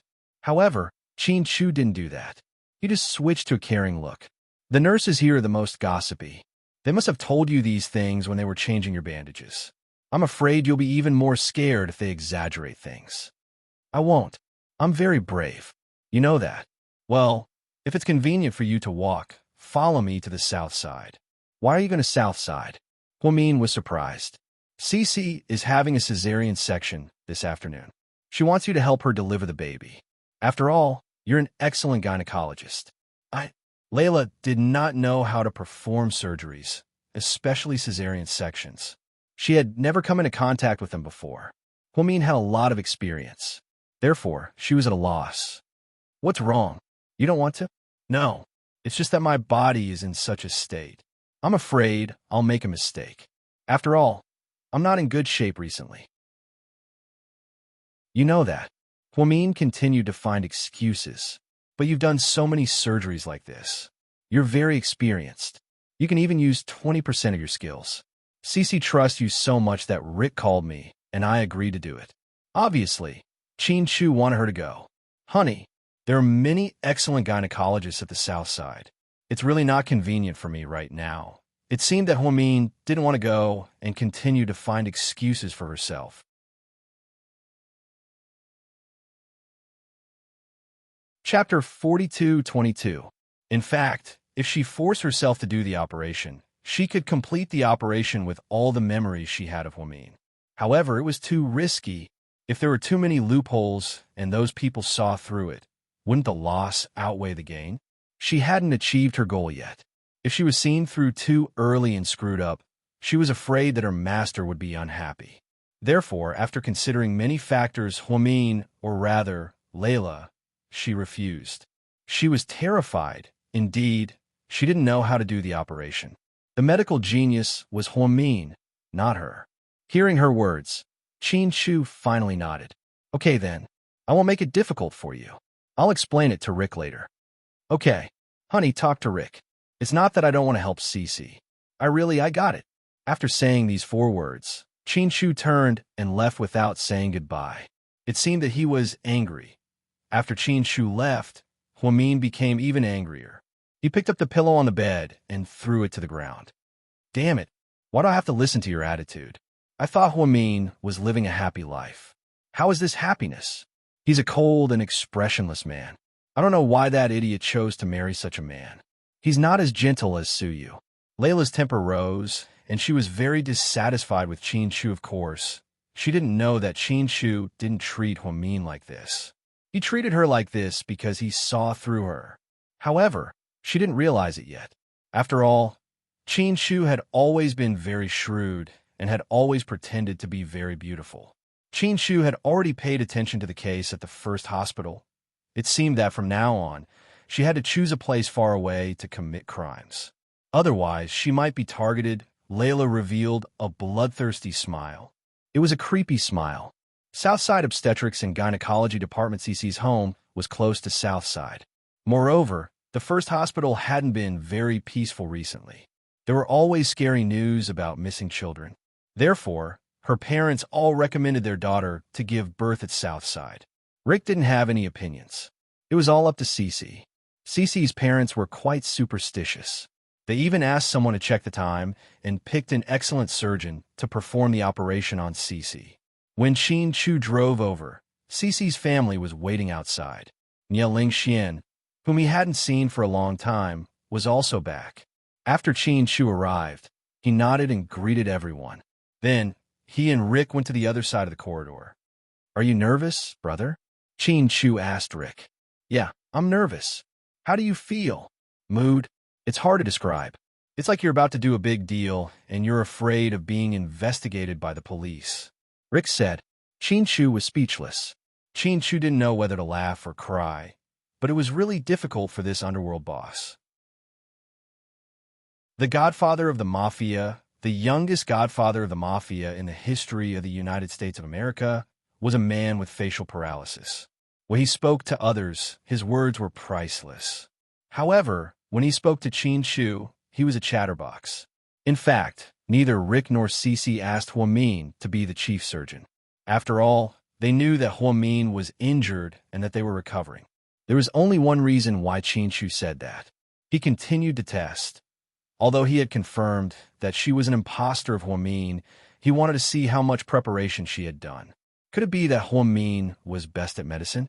For some reason, perhaps because of the tacit understanding between husband and wife, Qin Shu felt that this impostor didn't know medicine. Because ever since she came back, she rarely came to Southside. As expected, he guessed right. This was the impostor's shortcoming. She actually didn't know any medicine, but she continued to pretend to be Huamin. This made Qin Shu feel even more disgusted. Chapter 42-23. Chu, what are you thinking about? I'm thinking about my child. Qin Chu lowered his head. Rick's expression changed slightly, and he patted Qin Chu's shoulder. He handed him a coffee-flavored cigarette. Qin Chu took it calmly. Brother, don't think too much. It's all in the past. You'll have more children. You're still young. I'm not sad. It's all in the past. Rick thought that Qin Chu was sad about Hua Min's induced labor. However, only Qin Chu himself knew where his Mian and child were. Why did they investigate for so long and even target the people in Yunnan who were bribed by this fake? However, no one knew where Hua Min went. No one knew. Perhaps only the fake knew the truth. But now was not the time to shed all pretense of cordiality. More than an hour later, the door to the operating theater opened. A nurse walked out with a baby in her arms.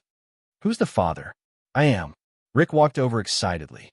Congratulations, it's a girl. She weighs 6 pounds and 8 ounces. Thank you. Rick took the baby from the nurse's arms. The moment Rick saw the child, his heart melted. She was so small, and although she was wrinkled, she didn't look good. However, Rick felt that his little princess was the most beautiful in the world. Cece's parents and sister also surrounded them. Seeing this touching scene, Qin Chu's heart was filled with mixed feelings. If you remember correctly, Cece's due date was a few days later than Mian's. But Cece had already given birth. He wondered if Mian's child was doing well. Where was it? Would Mian be afraid and sad without him by her side when she gave birth? Qin Chu watched everything silently from a corner. Rick held the child lovingly. Cece's mother said 3 times, "Let me see." He refused to let go like a tyrant. Rick, Nieling Xian reminded him loudly. He finally regained his senses. Give the baby to us. We'll take him to the shower to clean up the baby's blood. Wait here for Cece to come out. She'll definitely want to see you. Oh, okay. Hearing Nieling Xuan's words, Rick reluctantly released the child. Then, he carefully handed it to his mother-in-law, Cece's mother. Cece's parents and elder sister were also very careful the whole time as they carried the child away. Qin Chu and Rick continued to wait at the door for about 15 minutes. Cece was wheeled out of the operating room. Her face was a little sallow, and her hair was a little messy. There were tears in her eyes. Rick hurried forward, bent down, and kissed Cece's forehead. Cece, thank you for your hard work. Our daughter is very beautiful. We are a family of 3. Yes. Cece nodded as tears flowed uncontrollably. Why are you crying? Does it hurt? Rick panicked. Cece shook her head. Are you feeling unwell? Cece continued to shake her head at this moment. The chief surgeon couldn't stand it anymore and explained, "Don't worry too much." Many first-time mothers have complicated emotions. They will be moved to tears. Congratulations, the baby is very healthy and the operation is very successful. Now, take good care of your wife. Thank you, doctor. After Rick thanked the doctor, he and Qin Chu wheeled Cece back to the ward. Qin Chu had something to do halfway, so he left after receiving a call. Rick sat by the bedside and carefully wiped Cece's face and hand with a hot towel. Rick, I'm a mother.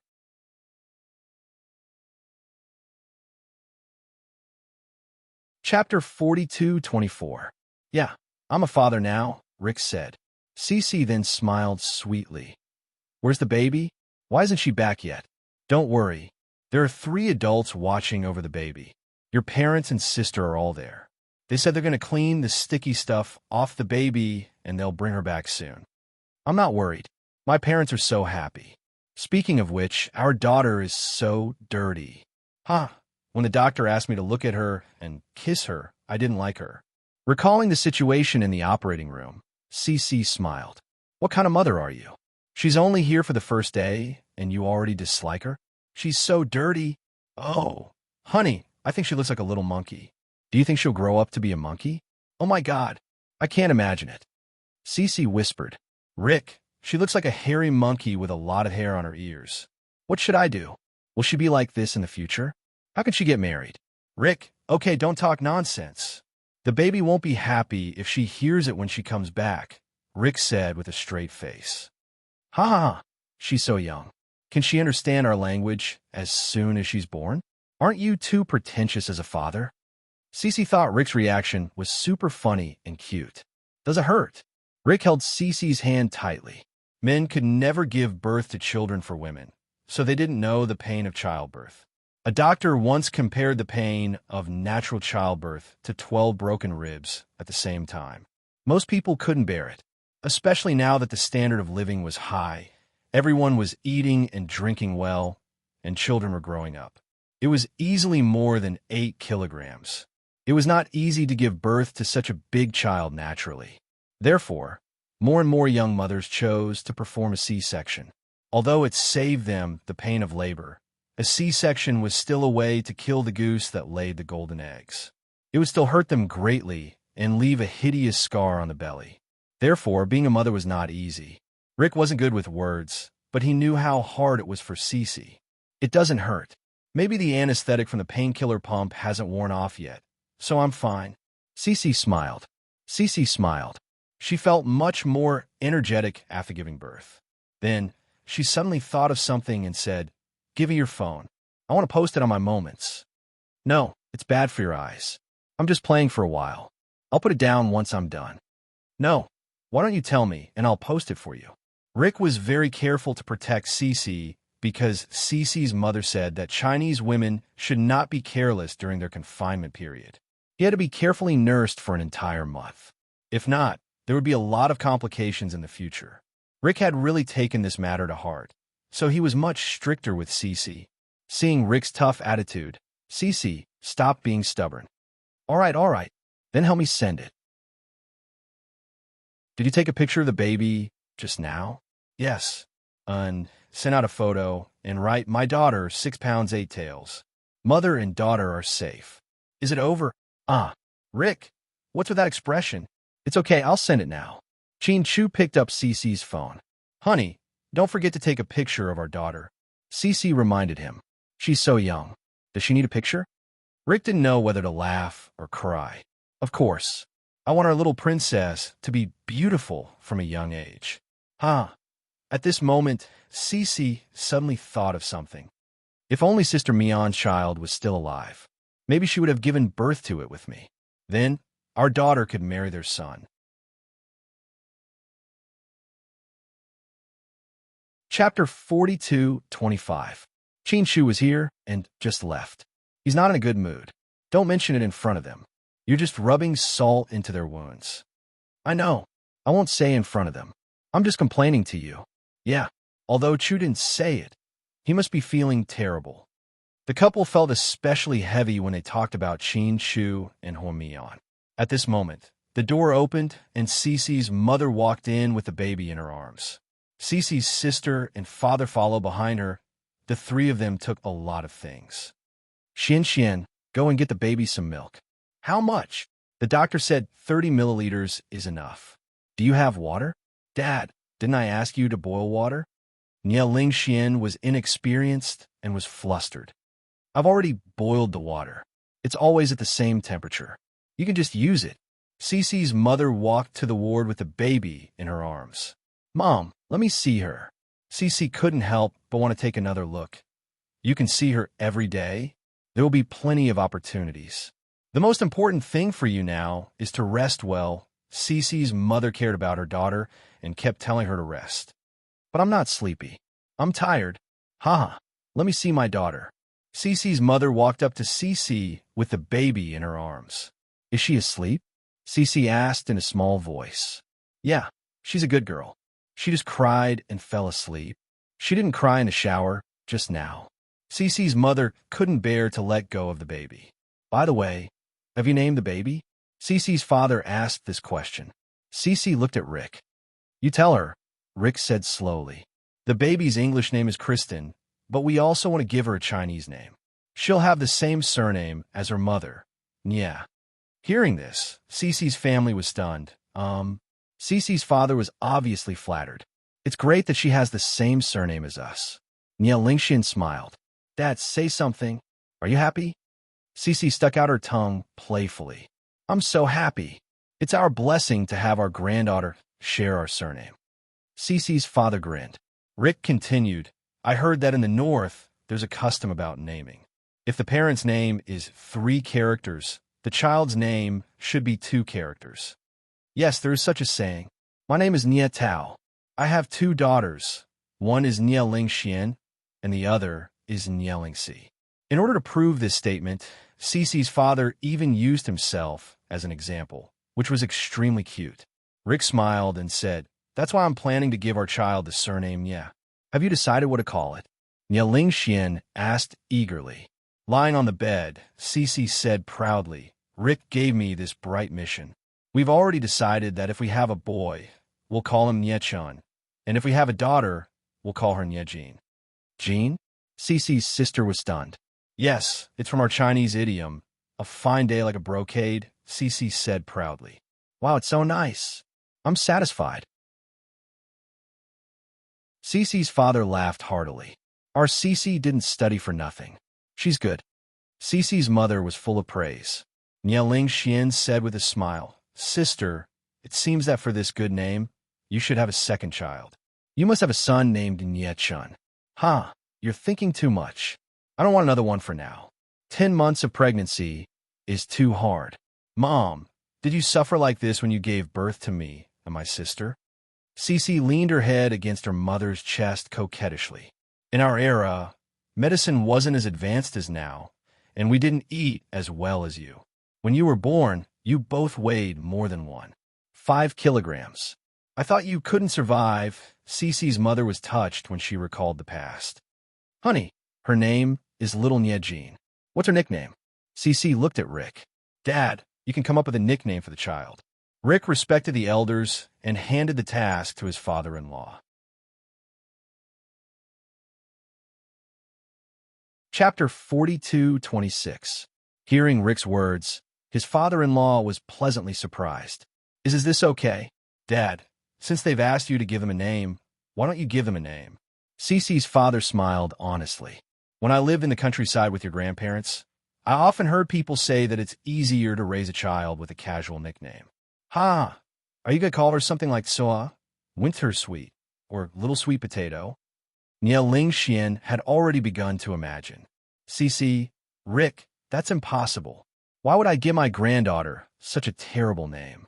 Cece just said that the child's official name is Nia Jean. Then I'll give her a nickname, Little Jean. Puffed. Dad, you can't give her that name. You're obviously being opportunistic. Nia Lingxian looked at her father with a smile, thinking that he was extremely cute at this moment. Sis, don't make things difficult for Dad. Okay, I think it's really nice. What do you think, Rick? Yes, I like it too. Rick nodded. Thus, the little girl's name was decided just like that. Rick was extremely excited. He took out his phone and posted on his WeChat moments. He wanted to show off, but he thought about it. He was a mafia boss. It was inappropriate to show off so openly. After all, he had many enemies. In order to protect Cece and her mother, it was better to keep a low profile. Moreover, he didn't have many friends on WeChat. It seemed that only Qin Shu was on his WeChat moments. If he posted it, wouldn't it hurt Qin Shu again? However, Rick was really excited. He even excitedly called his confidants in the United States and even the cook at home. He said to everyone he met, My daughter, Nia Jean, Christine, weighs more than 6 kilograms. She's a little cutie. This was probably the most high-profile moment in Rick's life. He suddenly understood why Qin Shu, such a cold person, became a slave to his daughters when he met the twins. It turned out that after becoming a father and having a daughter, the whole world was really bright. Rick was so happy that he couldn't sleep all night. In the latter half of the night, when Cece fell asleep, his eyes were still shining. Then, he picked up his phone and called Qin Shu. Fortunately, Qin Shu was still awake. Ever since he returned from Yunnan, His insomnia seemed to have relapsed. Especially after knowing so much about the truth, he could hardly sleep. So the two men were chatting on the phone in the middle of the night. At first, they only talked about the children. Later, when Rick wanted to talk about something important, Shu was afraid that someone was eavesdropping, so he directly interrupted him. Then she drove to South Side to look for him. It was already 2:30 at night. When Shu came, he brought a lot of beer and snacks. "Do you want to have a drink with me?" Rick laughed. "Yes. You are happy today. Congratulations on becoming a father." Shu's expression didn't change at all. "Well, since you said so, then I won't be polite. Let's go to the rooftop to drink." Rick pointed to the rooftop. "No, it's too cold there. Let's go. I'll take you somewhere." Shu walked in the front, and Rick followed behind him. Shu seemed to be very familiar with the roads at Southside. They came from the middle of the OB-GYN ward building. When they arrived at the neurology building, at the end of the 5th floor, they arrived at a very cozy office door. Shu stopped and took out the key he prepared in advance. He opened the door and walked in. A sense of familiarity rose in his heart. Rick froze for a moment. Then he realized something. This is Homin's office? Chapter 42:27. Shu nodded and placed the things on the table. He sat down in the chair that Homin often used. Rick pulled up a chair and sat across from Shu. Homin had left Southside long ago, so technically speaking, this office didn't belong to her anymore. But this office didn't seem to have changed at all. After Homin left, no one came to work here. Everyone seemed to be waiting for Director Hua to come back. Shu got the key from somewhere and sneaked in with Rick in the middle of the night. "Let's do this, okay? It'll be bad if someone finds out." Rick was quite worried that such an embarrassing situation would happen. "Don't worry. This place is mine now." "What do you mean?" Rick was puzzled. "Yeah, I bought Southside." "Rick? Why did you buy it?" Rick was confused. Shu didn't lack money and had businesses in all kinds of industries. "Why did he buy a hospital?" "Yeah, I was going to give it to Mion." "Fine. You're rich. You can do whatever you want." Rick laughed in anger. Shu was rarely impulsive, but when he did, ordinary people couldn't understand his impulsiveness. "Call her now and tell her. She'll be happy." Rick didn't know that Huamin had been swapped, and Shu didn't say much. "No rush. By the way, how's the investigation going? Do you have any news about Lu Yin?" Shu changed the topic and asked about Lu Yin. "Not yet. Rumors are spreading that Lu Yin is dead and Xiao Fei took her place. After Xiao Fei took her place, he stopped taking orders and stopped taking any business. No one knows what he's doing in Lu Yin's nest. I heard that Xiao Fei's father was furious and thought his son betrayed the family. He won't let Xiao Fei return home. But people also say that the Xiao family doesn't have much to gain from the inheritance. Lu Yin is the big cake that can be squandered for the rest of her life. Xiao Fei doesn't care about that. What he cares about is whether Yin can come back safely." Shu knew Xiao Fei better. Although they had only met a few times, he trusted his own judgment. "I don't think a man like Lu Yin would be so short-sighted and despicable. I just hope that we can get news of little Yin as soon as possible." "I need her," Shu said. "Have you contacted your father-in-law?" Rick suddenly asked him. Shu shook his head. "Have you chosen a name for your daughter?" "Yes, Niejin, English name, Kristen." "Niejin? Good name. You came up with it?" Shu looked at Rick. "No. How could I be at this level? Cece gave it to me." "Yes, it's very nice." "Shu, don't think about it. I know you're sad." Rick didn't know how to comfort people, so he didn't know what to say. "Okay, let's not talk about it. Come on, let's drink." Just like that, the two men ran to the office of the neurology director at Southside, which was Hua Min's old room.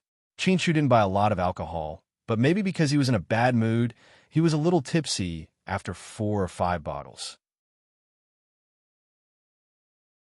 Rick was also a little dizzy. Cece woke up in the middle of the night and didn't see Rick, so she called him. So, he left after Rick left. Shu lay on Hua Min's desk and fell asleep. Then, he had a strange dream.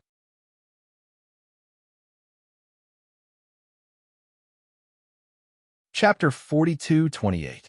In his dream, he saw Hua Mian come back. She was wearing a white lab coat and black-rimmed glasses. Her hair was short, like the year when he first came back to China. She was holding a little boy's hand. "Good boy, call me Daddy." The little boy looked at Qin Shu and called him Daddy. "Is this our child? He's still here, right?" "Mian, he's not dead." Excited, Qin Shu reached out to touch the child's face, but the moment he touched it, the child disappeared. Then, Hua Mian's face disappeared as well. "Mian." Qin Shu woke up from his dream and looked around. He was still in his office, and there were empty wine bottles on the table. No one had appeared. Everything was just a dream. Qin Shu stood up and wiped the tears from the corners of his eyes. Then, he lowered his head and began to clean up the place, making it clean and tidy. If Hua Mian came back and knew she could go back to work, she would be pleasantly surprised. The next morning, after Shun Mingxi went to work, Wei Ying took Tian Tian to Wei Liao's house. Wei Liao went to the company early. It was the weekend, so Jiang Xiaowei and the child got up late. When Wei Ying arrived, they hadn't had breakfast yet. "Ying, you're here." "Sis-in-law, I'm here for breakfast." Wei Ying smiled. "You're welcome. Come on, Tian Tian, call me Annie." "Hello, Auntie." Tiantian's mouth was covered in honey. Jiang Xiaowei was stunned for a moment when she saw that the child had come as well. Then, she smiled immediately. "Tian Tian, you're here. I made children's sausages for Yinshu. It's delicious. Try it." "Okay. Thank you, Auntie." "Sis-in-law, where's my nephew?" Wei Ying looked around, but didn't see Wei Yunshu. "He's taking a shower upstairs." "He's taking a shower? So early in the morning?" "Yeah. He takes a shower and washes his hair every weekend. He's very clean, better than your second brother." Jiang Xiaowei busied herself. The maids also started to clean up. Wei Liao's house was decorated in a typical American style. It wasn't as luxurious, but it was very romantic. It was Jiang Xiaowei's favorite style. Wei Ying also liked this place and came here often. Especially after her relationship with second brother had improved, she would bring Shun Mingxi over for dinner from time to time. After a while, breakfast was ready. Jiang Xiaowei was about to go upstairs to call her son. She saw Wei Yunshu coming down from upstairs. He was only wearing a blue children's bathrobe. His hair didn't seem to be completely dry. It was still standing up looking cool. "Wow, my little nephew is so handsome today." Wei Ying stood up and ran up to Wei Yunshu, hugging him in her arms. "Aunt, why are you here so early today?" "I'm freeloading off your breakfast." Wei Ying chuckled. "Yes, our breakfast is indeed sumptuous. You are very wise." "Haha, you little brat. You seem to have gotten heavier." Wei Ying liked Wei Yunshu as much as Qin Ning liked the twins. She treated him as her own child from the bottom of her heart. Her eyes were full of love and affection. At this moment, Wei Yunshu noticed that there was another guest in the house. He glanced at Tian Tian. Wei Ying immediately introduced her. "Yunshu, Tian Tian is on vacation and doesn't have any playmates. You two can play together more often. Annie will be happy." Wei Yunshu didn't speak. Instead, he turned his head and glanced at Jiang Xiaowei. "Mom, can we eat now? I'm so hungry."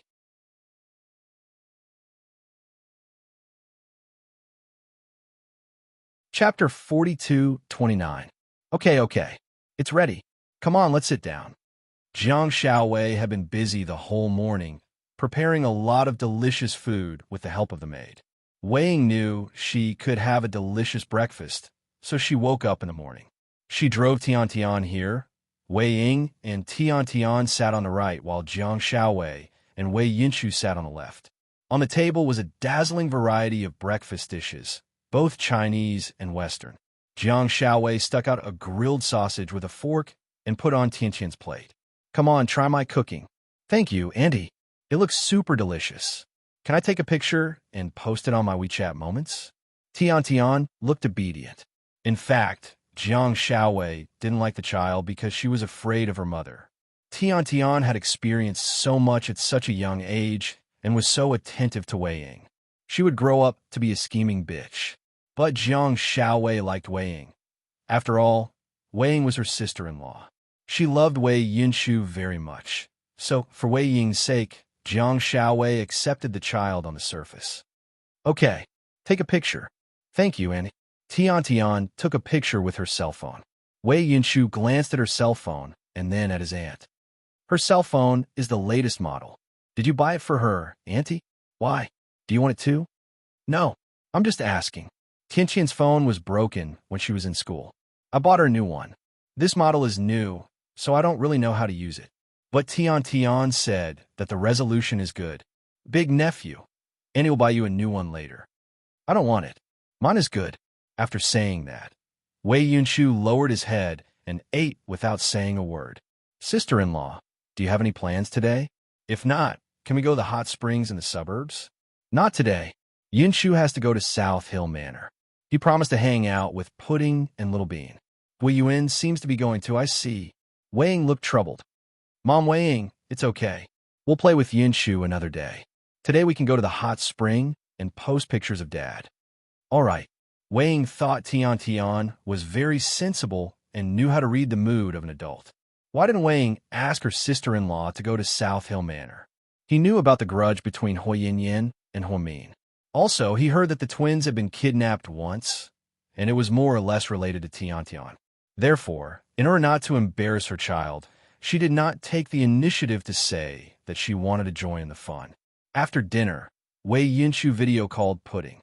Wei Yinshu, Pudding, I've had breakfast. I'll be there in a bit. Do you want to buy some dog food for your golden retriever? Pudding, no, my daddy bought a lot for it. It can't even finish it. Wei Yinshu, is there anything else you need? My mom and I will be passing by Dawang Department Store. Pudding, no, we have everything at home. Come with us. We'll have hot pot for lunch. My grandparents prepared a lot of fresh ingredients for us. Wei Yinshu, great. It's a happy day to eat hot pot in this cold weather. They were chatting happily when, suddenly, Tian Tian walked out from behind Wei Yinshu. Yinshu, do you want a lollipop? I brought it back from the capital. It's a brand we don't have here. It's delicious. Seeing Tian Tian behind Wei Yinshu, Pudding's expression changed subtly.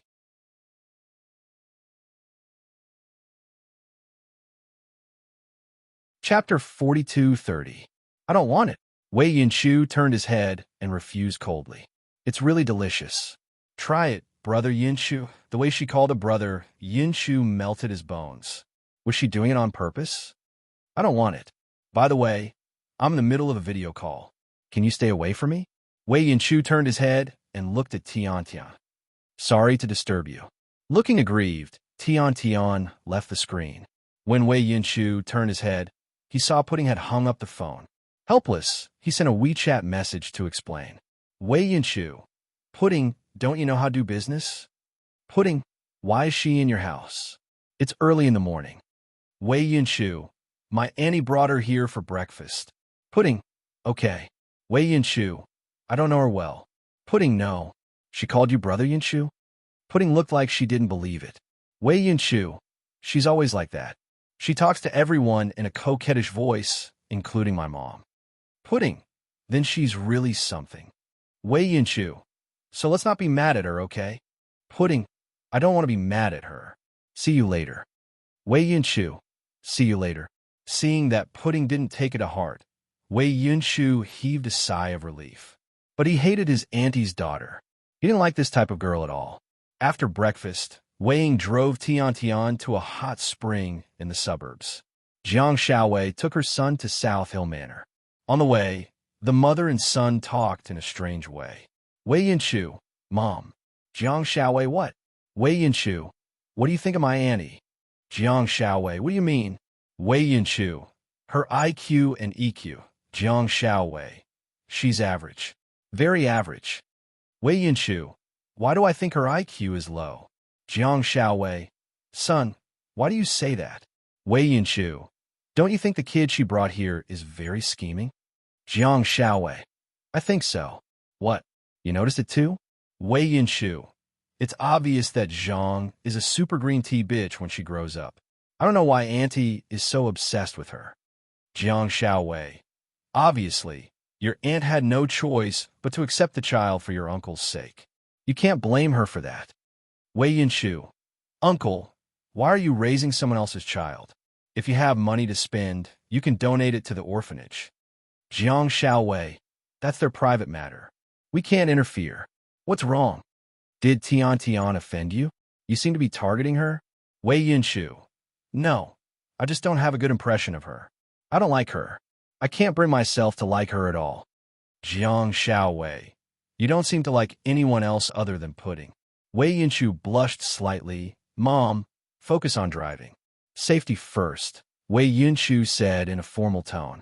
Jiang Xiaowei, Huamin wasn't home, so Jiang Xiaowei left after dropping the kid off.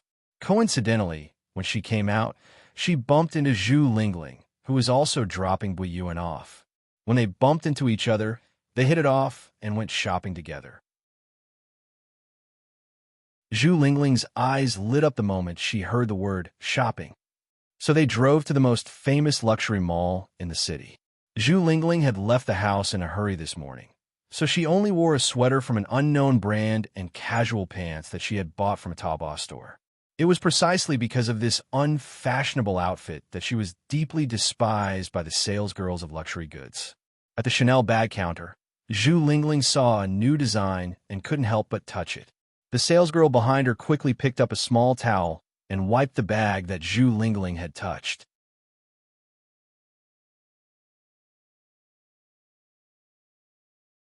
Chapter 42:31.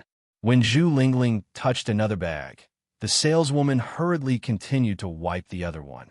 In short, she would wipe whichever bag Zhu Lingling touched. Her face was cold, and she didn't have any enthusiasm for customers. Actually, this was normal. The saleswomen of these luxury stores were very snobbish. They would size up the customers who came to buy things. They would receive them warmly when they saw that they were dressed in designer clothes.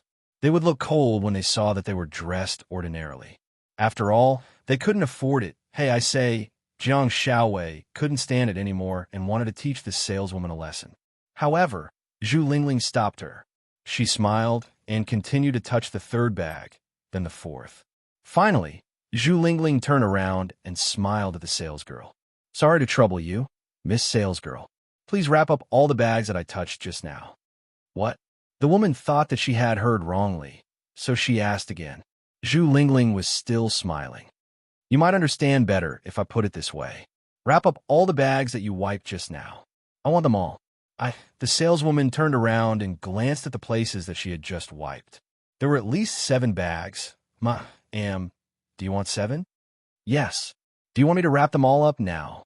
Yes, but I have a request, Zhu Lingling said. Please go ahead. The saleswoman was a little excited. Even though there were many rich people in this city, not many people would buy 7 bags at once. This was a huge order. It's these bags. Before you wrap them up, you have to wipe them properly. After all, I see that you like to wipe bags. Zhu Lingling's words made the saleswoman's face turn red, and she felt a little ashamed. She had looked down on Zhu Lingling and thought that she was a housewife who only looked and didn't buy. Therefore, not only was her attitude bad, but she also wiped whatever Zhu Lingling touched. This kind of behavior was discriminatory. Therefore, when Zhu Lingling retaliated, she was indeed speechless. Why aren't you saying anything? Is there a problem? If you don't agree, I might not buy it. No, I promise, madam. Don't worry, I'll help you wipe it down. Very good. Go ahead. Zhu Lingling bought 7 bags of different sizes from Chanel in one go, totaling up to 420,000 yuan. This was a very high fee. It should be known that Gao Rant's monthly salary was not much. Of course, Zhu Lingling didn't rely on her husband's salary. Zhu Lingling had been doing it all the time. Even taking care of the children didn't affect either of them. Moreover, Gao Rant's family was well off. When they got married, the Gao family had bought the car and the house for them. When Zhu Lingling gave birth to Gao Buiyuan, her parents were very happy. In their joy, Zhu Lingling's mother-in-law bought 8 storefronts at once as a gift for her daughter-in-law. Therefore, Huamin once said to Zhu Lingling with a smile, "You're a landlady. You don't have to worry about food and clothing for the rest of your life. You can rent out 8 storefronts, and you'll get more than 100,000 yuan a month." Therefore, although Zhu Lingling wasn't as rich as Jiang Xiaowei and Huamin, she still had a lot of money. However, it was more than enough to buy 7 Chanel bags in one go. Even after they walked out of the store, Jiang Xiaowei still felt that her anger had been vented. Haha, Lingling, you were so awesome. I'm impressed by your methods. These snobs need to be taught a lesson. They think they're better than others by selling luxury goods. So, Mr. Zhu, what are we going to do now? Are you going to treat me to a big meal? Jiang Xiaowei laughed. How about we go to the first hospital? We'll pack up and have lunch with Mian, Zhu Lingling suggested.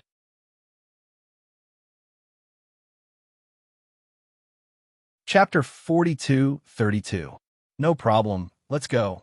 Jiang Xiaowei also thought this was a great idea. In order to make Huamin happy, the two of them went to a seafood restaurant. After packing a lot of fresh seafood, the two of them drove to the first hospital. Maybe it was because of the rumors, but there weren't many people in the first hospital. The two of them went straight to Huamin's room. When they opened the door, they were slightly surprised. Huamin wasn't in the room. Huh? Where did he go? The two of them looked around the room. Are you looking for me? A cold voice came from behind them. The two of them turned around and saw Huamin in a hospital gown. It was strange that Huamin had put on makeup, and it was very delicate. He didn't look like a patient at all. If he wasn't wearing a hospital gown, would he be a model on a runway show?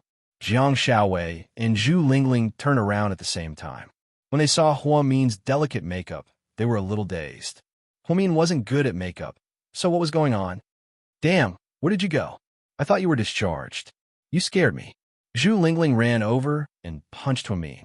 This kind of little fight between best friends was normal, but Zhu Lingling saw disgust in Huamin's eyes. I wonder if it's just a misconception. I'm going out to get some fresh air. She didn't look very enthusiastic when she saw her two best friends. After saying this, she walked directly into the room. I went shopping with Lingling. That spendthrift woman bought 7 Chanel bags in one go. Ha! Director Gao is going to retire from this job. Jiang Xiaowei jokingly told her about her experience at the mall today. Zhu Lingling also thought of something. She took out one of them and handed it to Huamin. Mian, this is for you. Think of it as a gift for your hospitalization. I bought a lot, and I can't use them all. On the way here, Zhu Lingling picked one for Jiang Xiaowei. Although they weren't short of money, Zhu Lingling's kindness was heartwarming. She had a good eye for beauty. Although she had bought the bags in a fit of pique, they were all beautiful. Especially for Jiang Xiaowei, it suited her temperament very well. Zhu Lingling thought that Huamin would be happy to accept the gift. After all, ever since she married Qin Shu, she rarely received gifts from Zhu Lingling since she was not short of money. However, Huamin only glanced at the bag and said indifferently, "This style has been available in France since half a year ago. It's not considered a new style, right?" Zhu Lingling felt slightly awkward when she heard Huamin's words. However, she still smiled. Yeah, it's always been like this in China. After all, it's not the country of origin. I don't think this color suits me. You can put it away. I don't need a bag right now. Huamin didn't look like he was joking, but he rejected Zhu Lingling's kindness so easily. This not only made Zhu Lingling feel bad, it also made Jiang Xiaowei feel very awkward. They didn't know what was wrong with Huamin. Jiang Xiaowei quickly tried to smooth things over. Mian, we came specially to have lunch with you. Hurry up and eat. We're starving. Yeah. Haha, we've been shopping all morning and haven't eaten anything. Zhu Lingling and Jiang Xiaowei opened the packed seafood one by one. They placed it on the coffee table in the ward and then sat around the sofa. Seafood?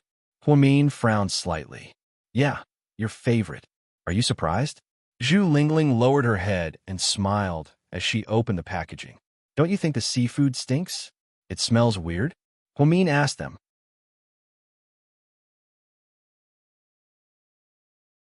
Chapter 42-33. After Huamin said that, the two of them were dumbfounded. Jiang Xiaowei and Zhu Lingling looked at each other, completely dumbfounded. It was true that Layla hated seafood. It was because she grew up in that damn place and came into contact with too many seafood. However, Huamin liked seafood. Therefore, her reaction was a little too extreme. She turned around and remembered that Huamin liked seafood. Therefore, she quickly filled in the gap. I used to love seafood, but this time, after this incident, my taste has changed. It's said that a woman's taste will change when she gives birth. Although I only induce labor, I change a lot of my preferences. Mr. Chin can testify to that. So, sisters, you heard me right. I don't like seafood anymore. That's true. If I had known, I wouldn't have bought it. I didn't expect you to not like seafood anymore. Obviously, Zhu Lingling believed her and felt a little regretful. It's okay. Let's order something else or go to the hospital's cafeteria, Jiang Xiaowei suggested. Forget it. You two don't have to busy yourselves. You two can have a bite. I'm not hungry, so I won't eat. Zhu Lingling, Jiang Xiaowei. I'm a little tired. I want to sleep. Then, we'll come and see you later, Mian. Huamin said that he was tired and chased Zhu Lingling and Jiang Xiaowei out. The two of them had nowhere to go with a bag of seafood. They could only find an empty seat in the hospital's cafeteria and sit down. Then they ate the packed food. That way, it wouldn't be a waste. In the hospital cafeteria, Mian, you're acting weird today. Something's wrong. Jiang Xiaowei looked worried. I know what's going on, Zhu Lingling said mysteriously. You know, Jiang Xiaowei looked up in surprise. Yeah, look at this. Zhu Lingling picked up her phone and opened her WeChat moments to show Jiang Xiaowei a post.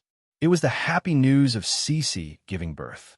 We didn't even know that Cece had given birth. We'll go check it out later. Xiaowei, that's not the point. The point is, Cece gave birth, but Mian had a miscarriage. They were actually pregnant at about the same time. If Mian didn't have a miscarriage, that child would have been born soon. So you're saying? Jiang Xiaowei began to understand what Zhu Lingling meant. Yeah, I think Mian must have been traumatized.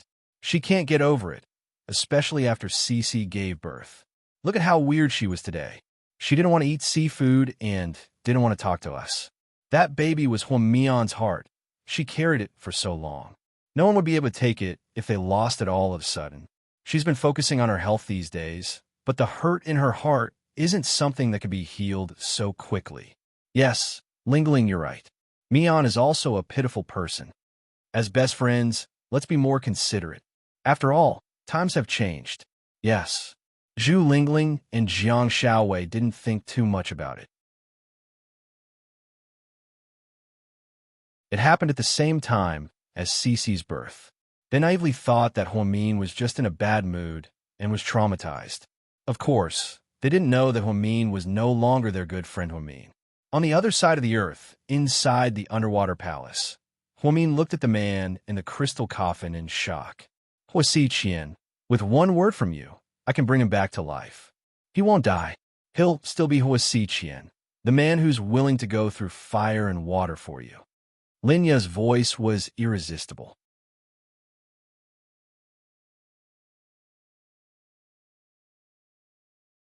Chapter 42-34.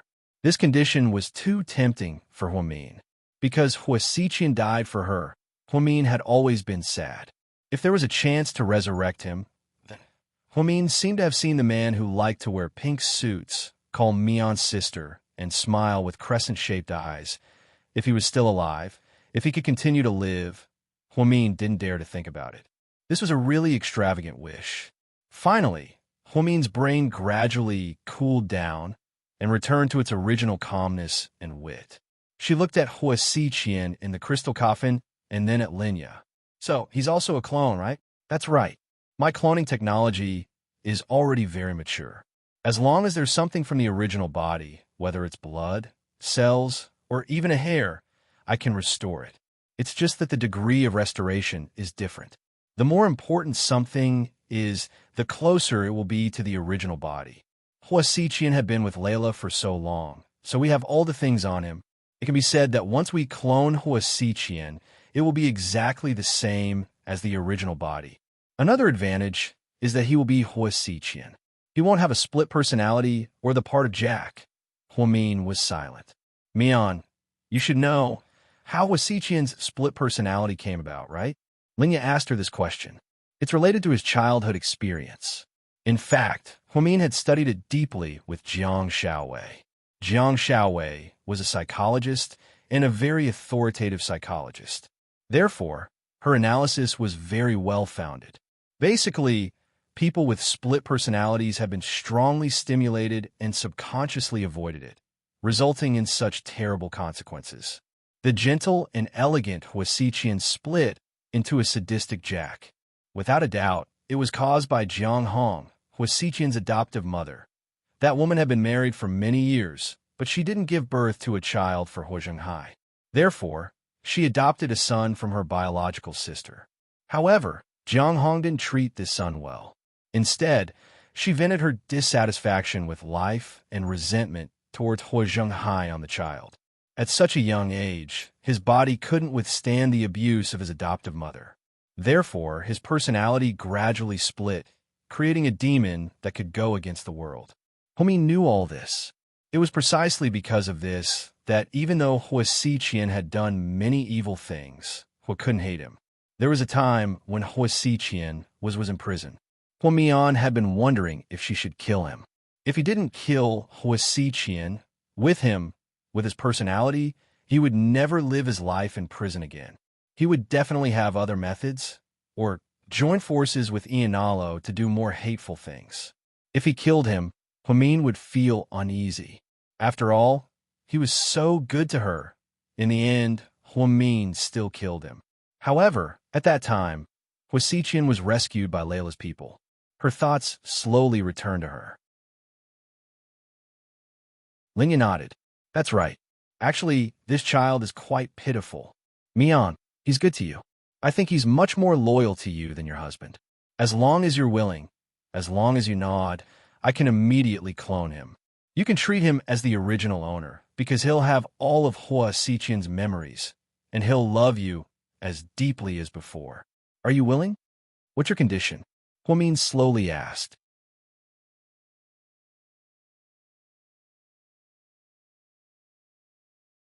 Chapter 42:35. Condition? Ha! Child, you're thinking too much. You're my daughter. Just treat it as a gift from your mother. It's not a condition. As long as you agree, I can help you realize it. Things that you can't even dream of in this lifetime. I can even clone the dead for you.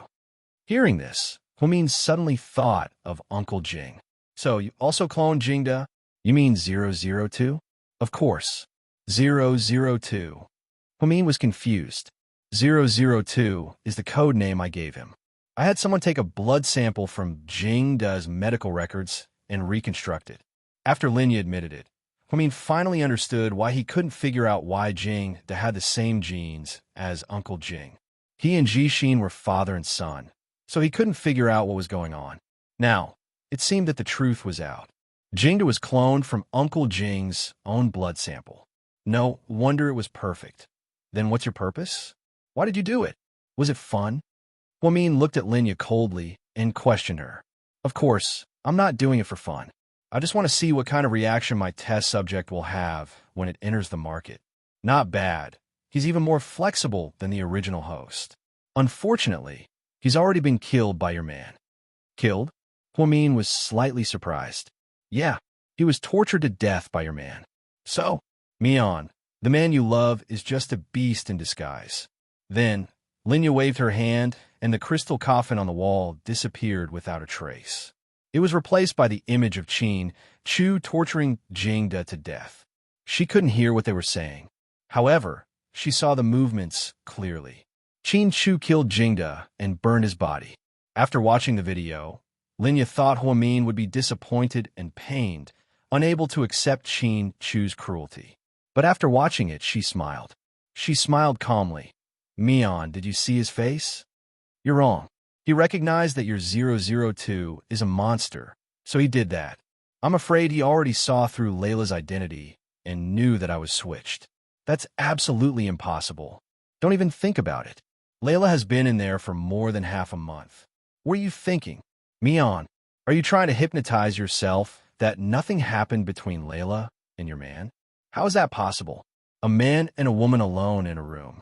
Besides, Layla has the same face as you. Linya was certain that Layla would settle Qin Chu and sleep on the same bed, so she kept provoking He Mian with words. All right, we'll do whatever you say. He Mian was too lazy to argue with Linya, but He Mian knew that with Qin Chu's character, he wouldn't do it easily. If he did it to Jingda, it could only mean that he had discovered secret. Maybe Qin Shu already knew that there was an imposter at home. At this thought, Huamin was thrilled. Mian, trust me. I'm willing to do anything for you. Then let me go and get rid of that psycho Layla. I'll take you as my mother. Huamin was smart enough to not be brainwashed by Linya after such a long time. You're in such a hurry to go back. What's the point of staying with a group of mortals in that home? You're a genius. You're my daughter. So, it's glorious for me to conquer the world with you. Huamin's eyes were sharp.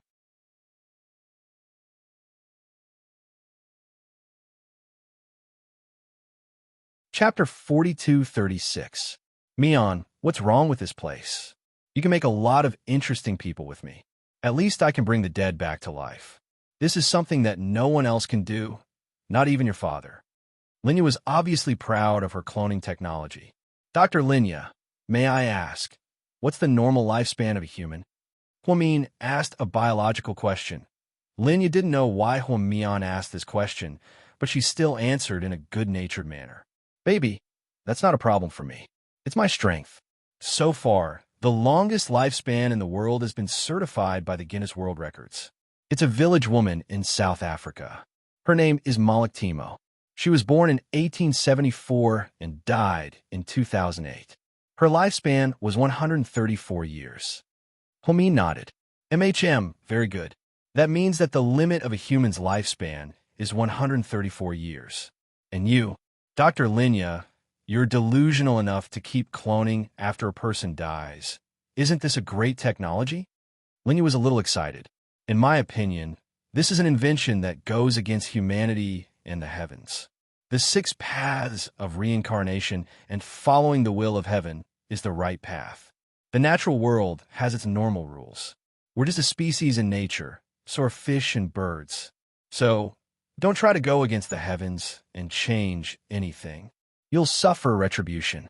My dear great Dr. Linya, when you made these successful experiments, did you find their fatal flaws? Huamin's words made Linya's expression change slightly. She didn't need to answer. Her expression told him, you don't have to say it, but I already know the answer. I advise you not to do too many things that go against the heavens. Really, from birth to death, everything should follow the rules of nature. Don't try to change anything. So, Mian, don't you want to save your friend, Huasiqian? Do you want him to disappear from your memory forever? Do you want him to be a pile of human flesh in the end? Linya repeatedly provoked Huamin's weakness. She wanted to use Huasiqian to persuade Huamin. Unfortunately, I'm sorry, Dr. Linya, I don't need him to be resurrected. Strictly speaking, this isn't a resurrection. There will only be one real Huasiqian. He's dead, but I'll remember him in my heart. Even if you resurrect him now, he's just a substitute. No matter how similar he is, it's not the real him. I believe he doesn't want that either. He needs peace after death. I advise you not to create monsters that resurrect the dead. Huamin's words deeply shocked Linya.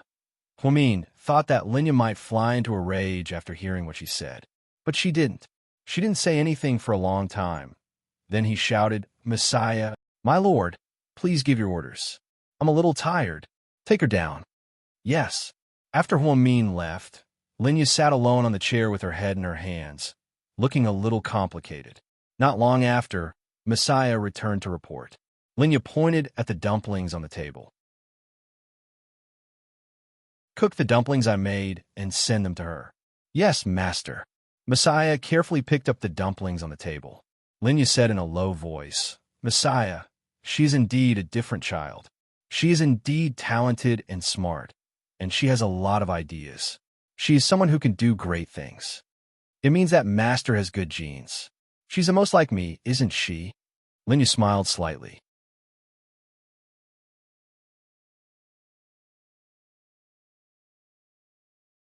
Chapter 42:37. Yes, Miss Mian is very similar to Master. Yes, that's why I like her the most. Only she can help me succeed. I look forward to the day when Master's wish is fulfilled. Messiah knelt on one knee and placed her palm on her chest. She had been with Linya for the longest time, and seemed to know what Linya's goal was. Messiah carried the steaming dumplings to Huomin's room. Huomin was pacing back and forth in the room, thinking about some questions he couldn't figure out. Miss Mion, Messiah, Master asked me to bring these to you. Master made them herself. With that, Messiah placed a plate of steaming dumplings on the table. Huomin glanced at the dumplings and didn't say anything. Miss Mion, your health is more important now. You have a child. It's better not to sulk. It won't do you any good to anger Master. I know I won't. I'll eat well. I still want to go home. I want to go home safely and see my family. Huomin took out his poison testing utensils. After testing them and finding nothing strange, he sat down and ate in peace. He had to admit that Linya's dumplings were really delicious. Although they didn't taste the same as Yang Meirong's, they were still very delicious. Huomin had been here for a long time, and this was the first time he had a big appetite. Miss Mion, Master actually loves you very much. You said it, Messiah. You said that she made that monster Layla because she missed me, Messiah. So she loves Layla very much too, right? At this thought, Huomin felt a little jealous. He couldn't understand why his own mother missed him but didn't come to see him. Instead, she made a monster like him to express her longing for her daughter. What kind of logic was that? Messiah said faintly. Actually, Master doesn't treat Miss Layla well. Their relationship is more like that of a superior and subordinate. Miss Layla is very afraid of Master. She never dares to call Master Mommy. She's always called her Master like us. Hearing this, Huomin's hand paused slightly, as if this sentence had touched her. I'm not lying to you. It's true, Miss Mion. Even if it's real, so what? Don't think that I can acknowledge her as my mother just because she made dumplings for me and helped me revive a few people. In my opinion, this is too strange. No mother in the world would lock up their pregnant daughter and let an imposter go to her house and turn it upside down. If my family, my husband, and my daughter are hurt in the slightest by Layla, I think I won't forgive her in this life, the next life, or even the life after that. Huomin spoke very seriously. There was something wet in his eyes. She really couldn't love this mother of hers. What she wanted to do most now was to go home and see her beloved family. Messiah didn't say anything. After all, she grew up in a different background. It was understandable that Miss Mion didn't accept everything here. In Sea City, China. Daddy, Daddy, hurry and help us. Little Bean called Qin Shu while crying. Qin Shu is on his way home. What's wrong, Little Bean? Mommy doesn't want us to go to Tokyo with Handsome Sue. She suddenly changed her mind. But Handsome Sue has already booked the plane ticket. My sister and I don't want to miss it. Please help me. On the phone, Little Bean cried bitterly. Qin Shu's heart ached when he heard this. Baby, don't cry. Daddy will be home soon.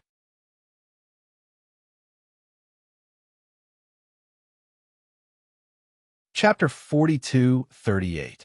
On the way home, Qin Shu was obviously unhappy. It must be this imposter who made his sweetheart cry again. When they got home, sure enough, Mr. Qin and Mama Qin couldn't get a word in and could only watch their daughter-in-law scold their granddaughter. Little Bean was crying, and Pudding was also unhappy. However, she didn't cry and just lowered her head. Daddy, you're back? Seeing Qin Shu come back, Little Bean ran over as if she saw her savior and hugged Qin Shu's leg. Heartbroken, Qin Shu squatted down and wiped away Little Bean's tears. Don't cry. Daddy's here. Seeing Qin Shu come back, Huomin smiled. Honey, you're finally back. You could be the judge. The two of them insisted on going to Tokyo with Su Yu for more than a week. Qin Shu held Little Bean in his arms and slowly stood up. Then, he glanced at Huomin's face coldly. Didn't you agree to this before? Qin Shu questioned her. Yes, I agreed to it before. But I thought they would only be back in 2 days, Huomin explained. What's the difference between 2 days and a week? Qin Shu continued to look at her. Of course, 2 days is fine. They can go and come back quickly. But a week is so long. If something happens to them there, I'll be worried. After all, they got lost in the States before. I'm worried. You don't trust Su Yu? Qin Shu continued to question her. Of course not. I just think that Suyu has to take care of the two of them. What if he gets distracted, so? You broke your promise and didn't let them go. Do you know that Suyu booked the plane tickets and hotel? Don't you think it's too much for you to break your promise? You ruined the children's plan and let Suyu down. The reproach in Chin Shu's tone was obvious. Chu, Mion is doing this for the baby. Don't be so agitated. Speak properly. Perhaps even Mama Chin could tell that her son's tone was not very good. She was afraid that her daughter-in-law would be angry, so she quickly came out to smooth things over. Yeah, Chu, you and Mion should talk things over. Don't scare the kids. Dad, Mom, take Pudding and Little Bean upstairs. I need to talk to her. Please note that Chin Chu used the word her and not Mion. Subconsciously, he began to avoid calling this imposter Mion because she didn't deserve it. You two, have a good discussion. Before Chin Chu's father went upstairs, he still reminded him worriedly. She sent away the old man and the child, as well as the servants in the living room. In the end, only the two of them were left. If it weren't for the multiple factors, Chin Chu really wanted to take out his pistol and shoot this perverted woman. However, he endured it. After all, his Mion might still be in their hands. Honey, it's just not letting the children go to Japan. Is there a need to make such a big fuss? Huamin smiled. This isn't a matter of whether the children are children or not. It's a matter of credibility. You promised before, but now you're changing your mind. Don't you think it's a slap in the face? How can it be a slap in the face with my own children? Don't I have the right to discipline my own children? Huamin, or rather, Layla, snorted and went against Chin Chu. Don't confuse us. This isn't a matter of whether you have the right or not. The point is that, as an adult, if you break your promise, how can you set an example for the children? Chin Chu glanced at the familiar face indifferently and continued to talk about parenting.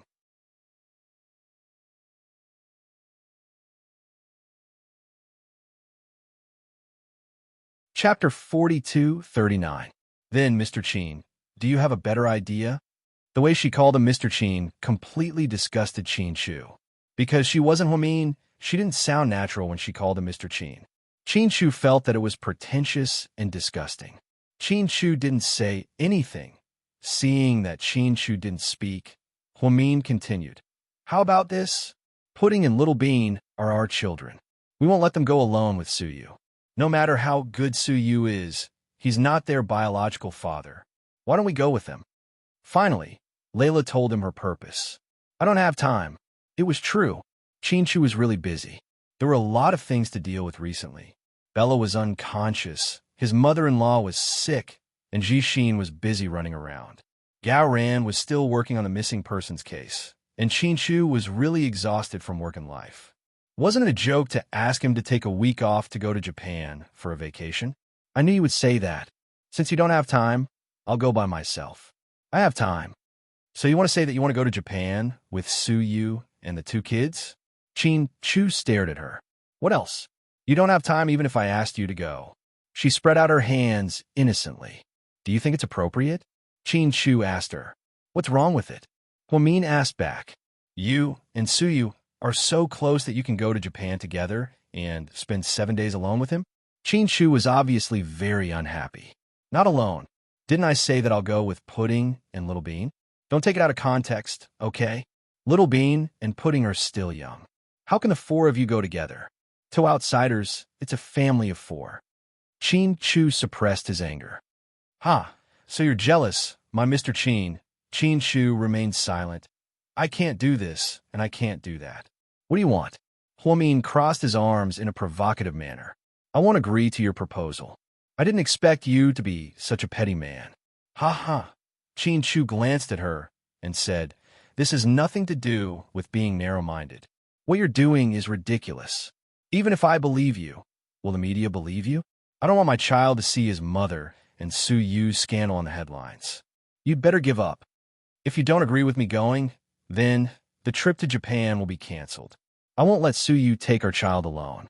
Japan is so chaotic. What if the Yamaguchi Gumi colludes with Ian and the others, and they do something to the child? Then if you go, won't Yamaguchi Gumi take action? Do you think you're a Luyen?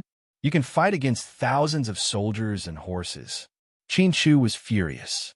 Of course, he wasn't angry at Huamin. He was angry at the imposter. If it were Huamin, he wouldn't do that. Thousands of soldiers and horses? Ha! Even Liu Yin can't fight thousands of soldiers and horses. Don't talk to me about these useless things. Anyways, if I don't go, no one will go. Huamin insisted that he wanted to stir up trouble. If Qin Shu didn't agree to him going, he wouldn't let Su Yu take the child either. You're so selfish. Aren't you afraid that the child will be disappointed in you? Qin Shu looked in her eyes and asked word by word.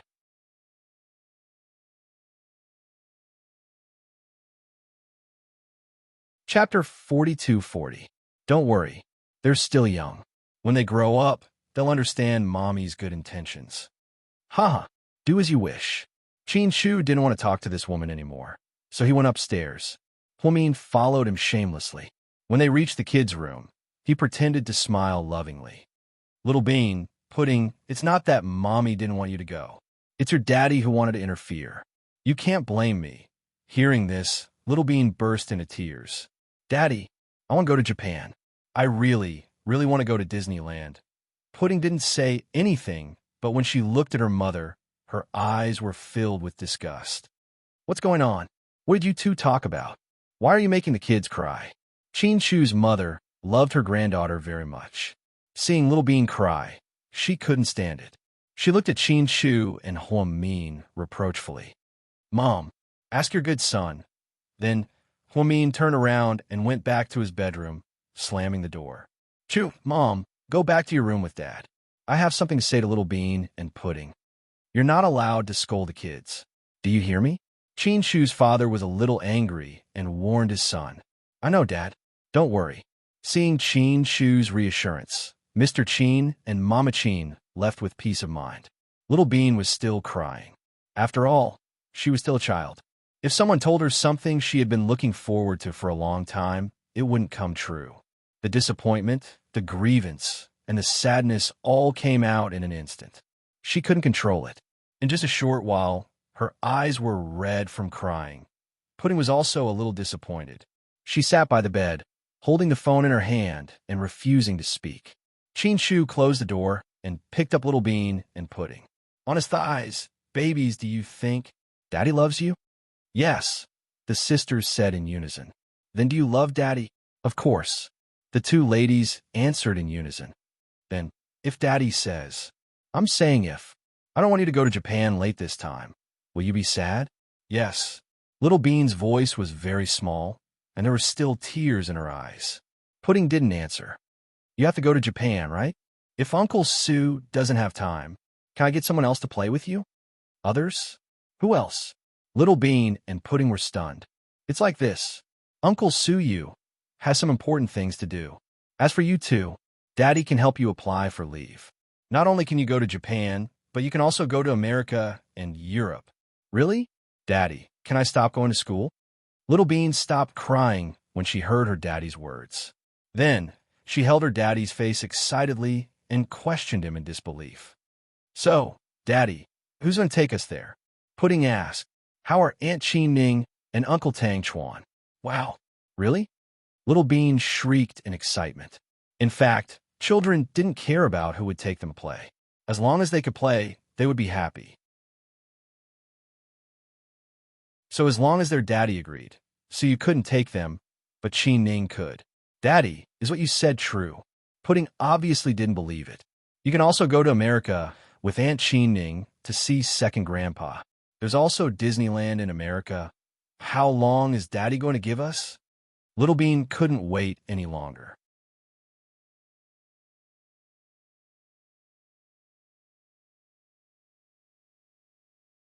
Chapter 4241. How about a month? Qin Shu thought for a moment and then blurted out. Wow, Daddy, I love you. She couldn't suppress her excitement and kissed Qin Shu on the cheek. Pudding also smiled happily. Daddy, we don't have to go to school anymore. In fact, for the two genius sisters, going to school was really a torture. After all, they had finished a lot of courses. In the face of the old-fashioned China education system, they had to study nonstop and do tests. It had become very mechanical. The The two of them didn't like this way of life. If it wasn't for Huamin, they would have left. In fact, Qin Shu had wanted to send the twins abroad for a long time. Studying in the United States would make their childhood easier. They thought they could go for a week, but now they heard from their daddy that they could take a month off. The twins' emotions were like a roller coaster ride, with ups and downs. Now that they had reached a climax, they were extremely excited. Children were children after all. When they were happy, when they were unhappy, everything was written on their faces. Even the mature little pudding wasn't spared. When she heard that she could take a month off, she smiled proudly. So, do you agree to go on a trip with Aunt Qin-ning? Qin Shu asked for his daughter's opinion again. Yes, yes, the twins were overjoyed. Of course, they were happy to go on a trip with their aunt. Qin-ning loved the two children very much and treated them like a daughter. After the discussion, Qin Shu coaxed the children to sleep. Then, he glanced at the bedroom light. It was already turned off. He went downstairs. Sir, are you going out to find Madam? The maid at the door asked. Did she go out? Yes, Madam went out 10 minutes ago. She drove away. Okay, I got it. Qin Shu nodded. He didn't think it was strange. It would be strange if this woman stayed at home every day. Qin Shu didn't chase after her. Instead, he drove his own car and went directly to Tang Chuan's mansion. It was already 8 o'clock in the evening. Tang Chuan and Qin Ning were curled up on the sofa watching TV. Recently, Qin Ning was addicted to a variety show and enjoyed watching it. Ever since Tang Chuan had Qin Ning, he had become an otaku. Other than going to work and accompanying his wife, he hardly went anywhere. He would only go out to drink when Su Yu and Wei Liao were on the phone. Qin Ning wore a white cotton nightgown and rested her head on Tang Chuan's lap. She watched TV while eating potato chips. This strong woman had completely turned into a delicate little girl. Tang Chuan saw that Qin Ning was looking at him so seriously, and his hands began to move under her nightgown. What are you doing? Qin Ning slapped his careless hand away. Ning Ning, do you want to do something else? Tang Chuan smirked. Do what? Qin Ning didn't know how to react. She was, after all, an innocent little girl, unlike Tang Chuan, who was so experienced. It's to do something that can improve our intimacy. You know. As he spoke, Tang Chuan's hand mischievously squeezed. Qin Ning immediately understood, and her cheeks turned red. You're so shameless. Tang Chuan, why are you so perverted? It's not perverted to my wife. It's called legally satisfying my biological needs. Ning Ning, you haven't done it with me for 3 days. Tang Chuan looked aggrieved like a wronged wife. Damn it, you still have a nerve to say that. It's only been 3 days. Qin Ning felt that her waist was still sore after the last time. 3 days is a long time for me. No, I can't take it anymore. I'm going to eat you. Tang Chuan fell down and pressed Qin Ning under his body. He wanted to do a reality show on the sofa. However, at this moment, the doorbell rang. Ding dong.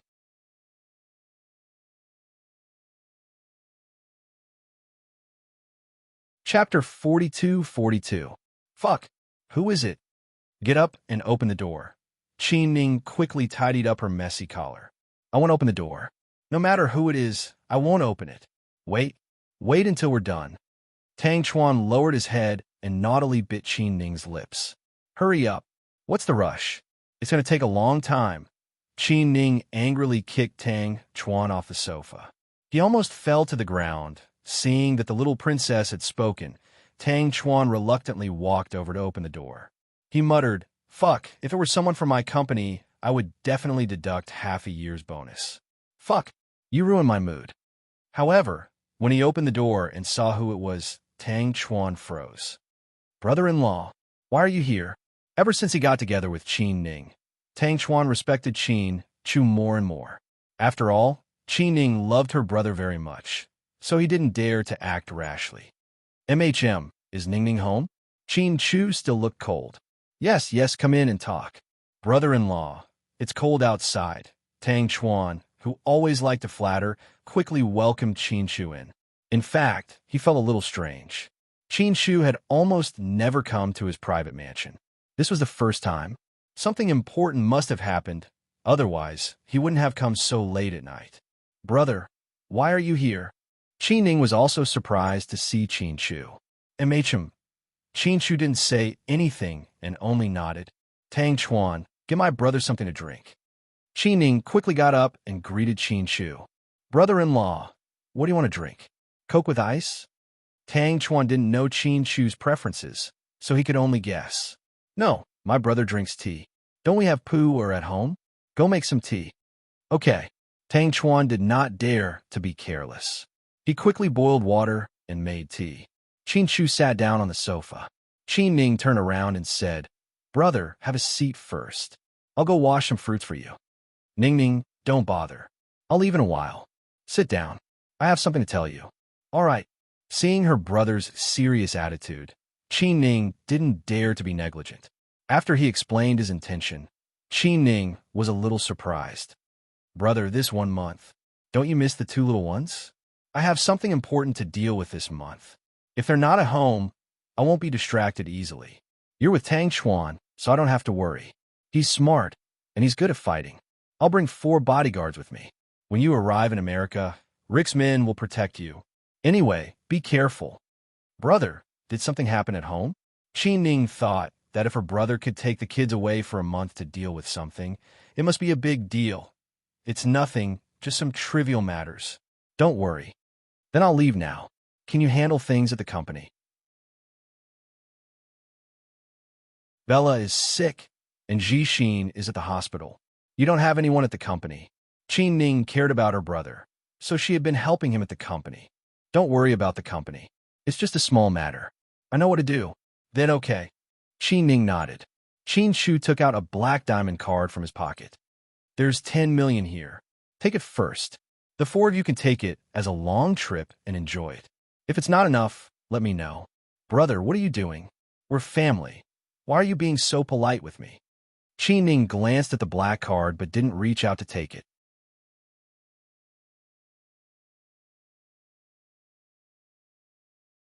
Chapter 42-43. It's because we're family that we don't have to be so polite. That's why I can give you more. Qin Chu smiled gently and looked at his beloved sister. Big brother, I have money. I have a lot of money. Qin Ning's personal wealth was also shocking. Although it wasn't as exaggerated as Liu Yan's, it was still easy for her to have more than 100 million yuan in her bank account. I know. What's yours is yours. This is from Big Brother. Just take it. Big brother, are you okay? Why do I feel like you're hiding something from us? Qin Ning looked at Qin Chu nervously. No, it's just that they want to go to Japan with Suyu. I don't think there's much to play in Japan, so I thought it's almost winter vacation and I don't have time to take them out. I'm busy with work and don't have time to take them out. They're bored out of their minds. Okay, it's best if it's nothing. Big brother, don't worry. I'll take good care of my nieces. Okay, be careful when you're outside. Keep a low profile. I know. As for Tang Chuan, you should talk to him. Okay, I'll tell him. I've booked the plane tickets for tomorrow night. I'll drive you to the airport. You're in such a hurry.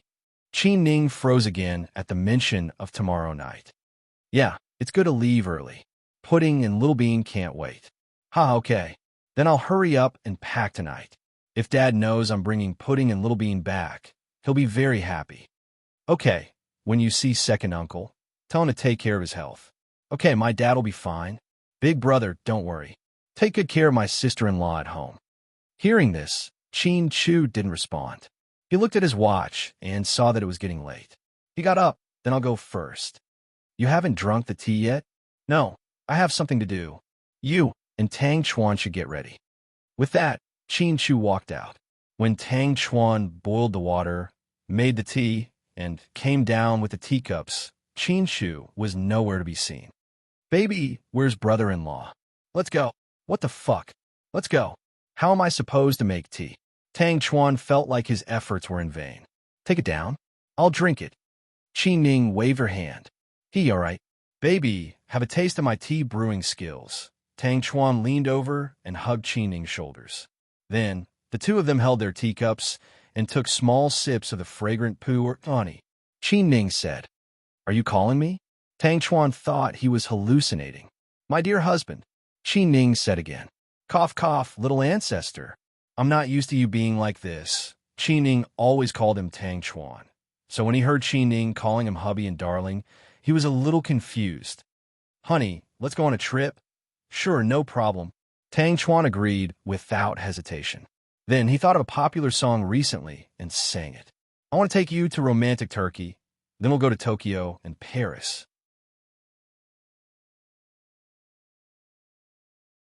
In fact, I especially like Miami and Los Angeles with black people.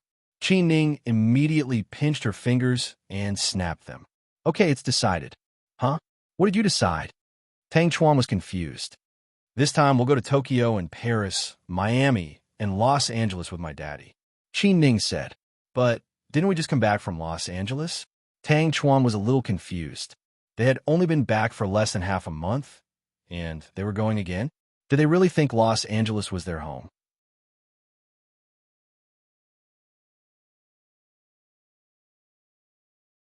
Chapter 42-44. Yeah, but I still want to go. No, little ancestor. Calm down. Don't mess around. I'm not messing around. Do you really want to go? Yes, Tang Chuan. Qi Ning picked up the black card and placed it in Tang Chuan's hand. My brother gave me this. It's a travel fund of 10 million yuan. Brother-in-law, you're so particular. Tang Chuan smiled as he held the black card. Yeah, my brother only has one request. What request? To take pudding and little bean, Tang Chuan. 10 minutes later, Qi Ning told Tang Chuan about her brother's request and patiently explained it to him. So the current situation is that we have to take the two little guys on a 1-month trip. You can say that. I see. What? Do you have a problem with that? Qi Ning questioned. No. I don't have a problem with that. I just think brother-in-law is so strange. He's giving us so much money to take us away for such a long time. What's he going to do? My brother is always reliable. Don't worry. But since he left the kids in our care, we have to take good care of them. That's for sure. Even if you lose me, you can't lose those two ancestors. Tang Chuan chuckled. You're right. Qi Ning smiled deliberately. Huh, that's not right. I heard that Lord Su is going to take the two little guys to Tokyo. Tang Chuan suddenly remembered that Su Yu had mentioned it before. Obviously, the plan has changed. Does Lord Su know about it? Tang Chuan was a bit worried. That's not our concern. Since my brother made the arrangements, Lord Su must have taken care of it as well. Okay. Since brother-in-law is paying for it, let's play to our heart's content. Right? After Tang Chuan and Qi Ning made the arrangements, Qi Ning drove to Southside Recuperation Center. Cece was still in the hospital, and Rick had been here all this time. When Qin Shu arrived, he first entered the ward to check on Cece and the baby out of courtesy. He even gave a generous gift, a piece of high-grade Xinjiang Hatian jade. It was a gift for Rick's daughter. It was bought by Qin Shu at an auction last month for 12 million yuan. The jade was transparent and of excellent quality. Both Cece and Rick were overjoyed. Qin Shu, as a friend, valued his good buddy and was happy to have a daughter. It could be seen that Rick also loved the child very much. He basically held the child in his arms and even fed the child himself. He was simply a super stay-at-home dad. After coaxing little Ah Jean to sleep, Rick left the room and went to a remote corridor in the hospital with Qin Shu. Have you decided to send the twins away first? Yes, when we get to America, you have to send more people to protect them. I'm afraid that Ian's people will play tricks, Qin Shu said. Don't worry, the United States is my territory.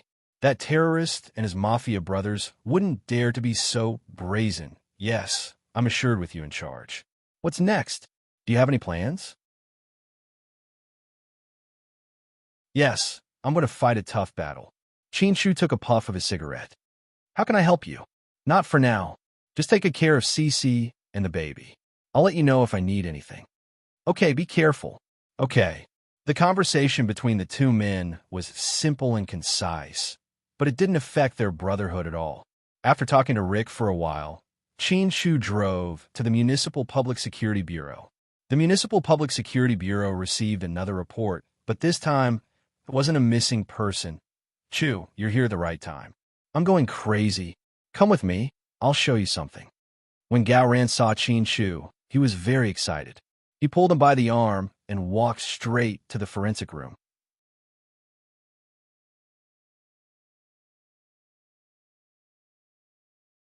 Chapter 42-45.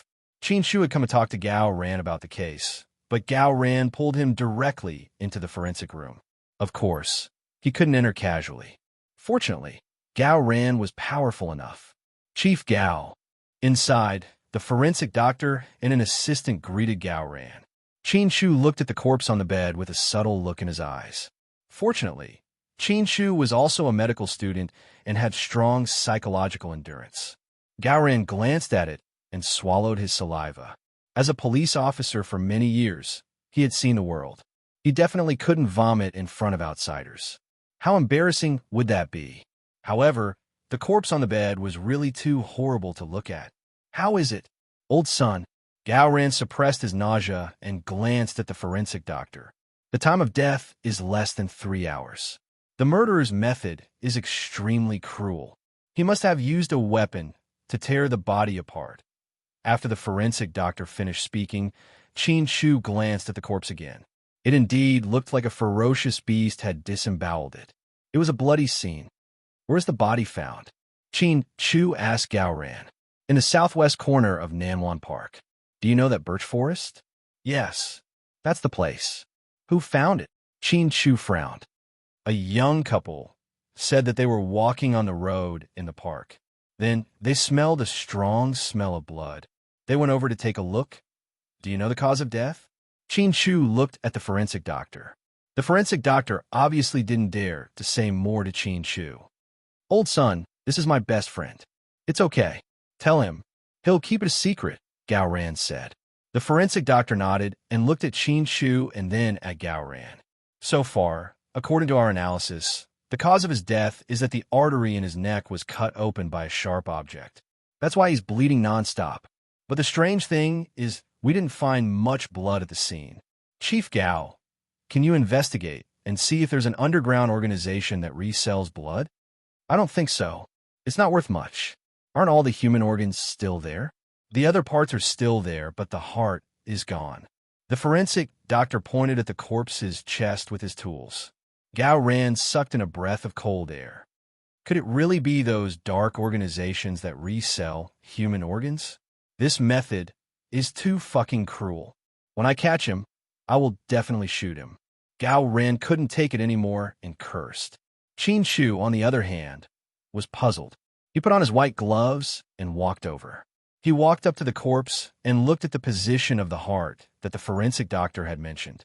Then he looked at the artery on the neck. Then he walked back and said, Old Gao, let's talk somewhere else. All right. Then Gao Ran and Qin Shu walked out and went straight to Gao Ran's office. The young policeman poured 2 cups of coffee and came in. Gao Ran, on the other hand, wanted to vomit when he smelled the coffee. In the end, he couldn't help but rush to the bathroom and vomit. Then he walked out with a pale face. Chu, let me tell you, I've been a police officer for so many years, but I've never seen such a cruel murderer. He's not human at all. He's a beast. Look at how badly the corpse has been damaged. If a female police officer saw it, wouldn't she be scared out of her wits? Gao Ran complained helplessly. It's indeed very cruel. Qin Shu agreed with Gao Ran's point of view. You've also studied medicine, and you've just seen the wounds on the corpse. What kind of weapon do you think the murderer used? Because the forensic doctor hadn't analyzed the murderer's weapon, Gao Ran was more inclined to ask Qin Shu, who had studied medicine, about the murderer's weapon.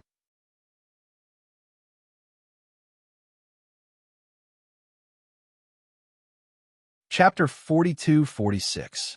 Qin Shu had a complicated look in his eyes. He glanced at Gao Ran, but didn't say anything. Why are you looking at me? Tell me. I'm afraid you won't be able to accept it. Nonsense. I'm a police officer. I've seen all kinds of cases.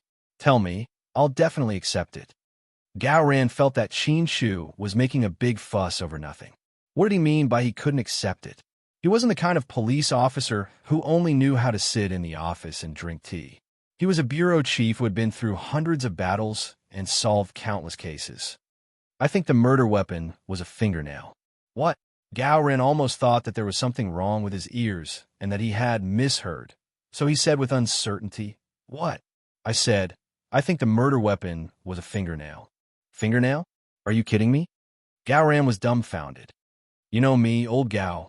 I never joke, especially in such a serious situation. I won't. The fingernail is too strong.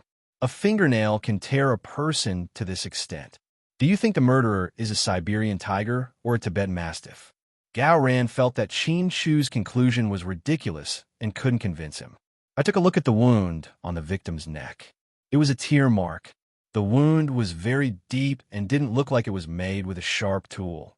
But it can't be a fingernail. How powerful would a fingernail have to be to do that? So the murderer is a psychopath. Gao Ran continued. A psychopath like an extraordinary person, Qin Shu concluded. A psychopath like an extraordinary person? What the hell is that? Let's put it this way, old Gao. I think the murderer is someone who has greater strength than an ordinary person or a unique skill.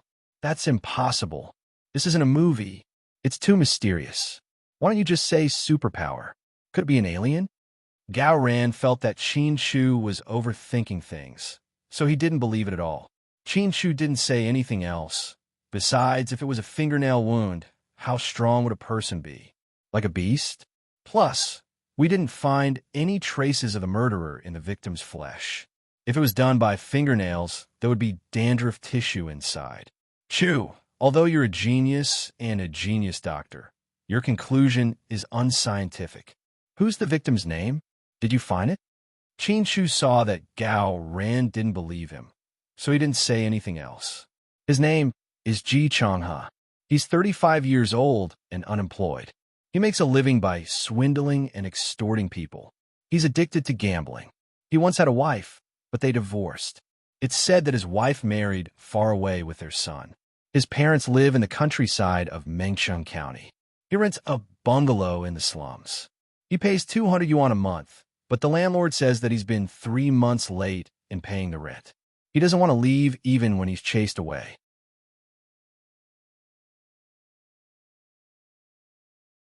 He even said that he's going to burn down the house. None of the neighbors have anything to do with him. They all think of him as a malignant tumor. Then why would a man like him go to Nanwan Park so late at night? Qin Shu was curious. I find it strange, too. My men investigated him and said that he had a hobby of swimming. The weather has been warmer recently, and some parts of the ice in Nanwan Park have melted. Many people go swimming in the winter, and this guy probably went swimming. Also, there was alcohol in his system, so he probably went swimming after drinking. Did he have any enemies when he was alive? Qin Shu continued to ask Gao Ran.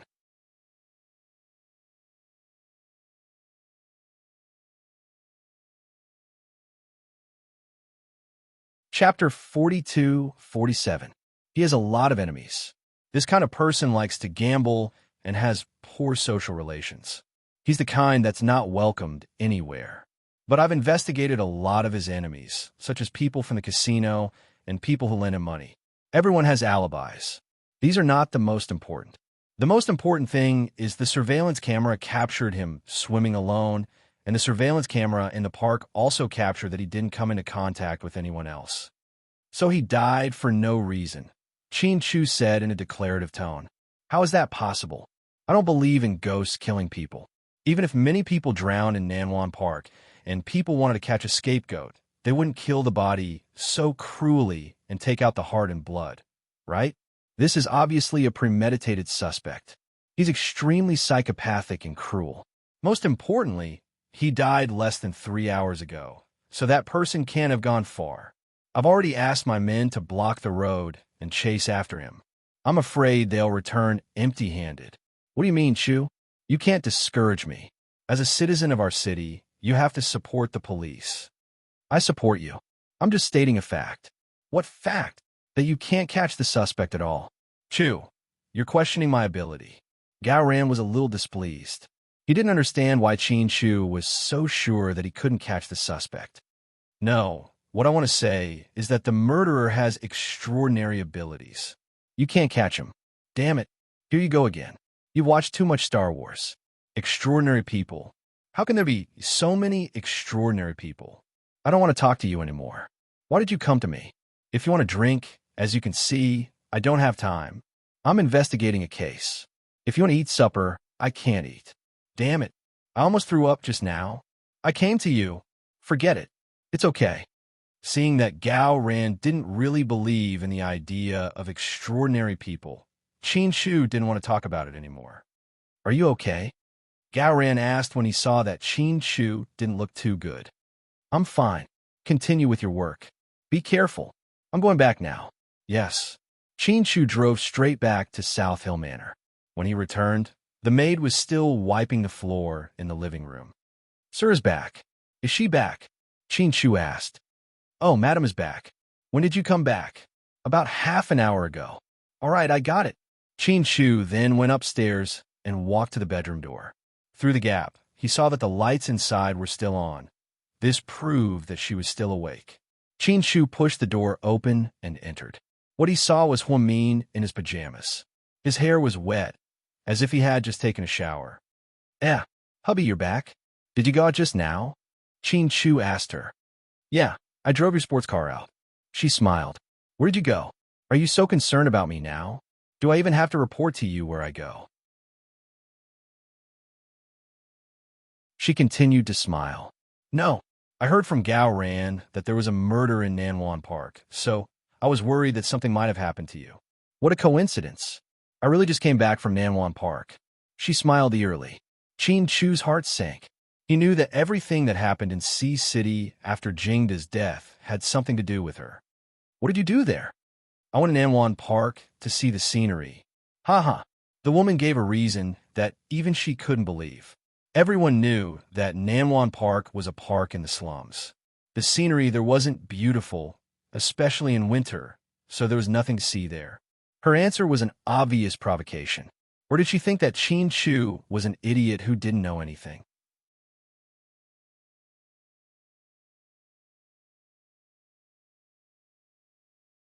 Chapter 42-48. In the end, Qin Shu only smiled with a complicated expression. How do you like the scenery? It's great. Okay, that's good. Go to sleep. Qin Shu turned around, closed the door, and left. Huamin seemed to be used to this frequency. He had been ignored for a long time. Qin Shu went straight into the study and immediately sent a WeChat message to Suyu.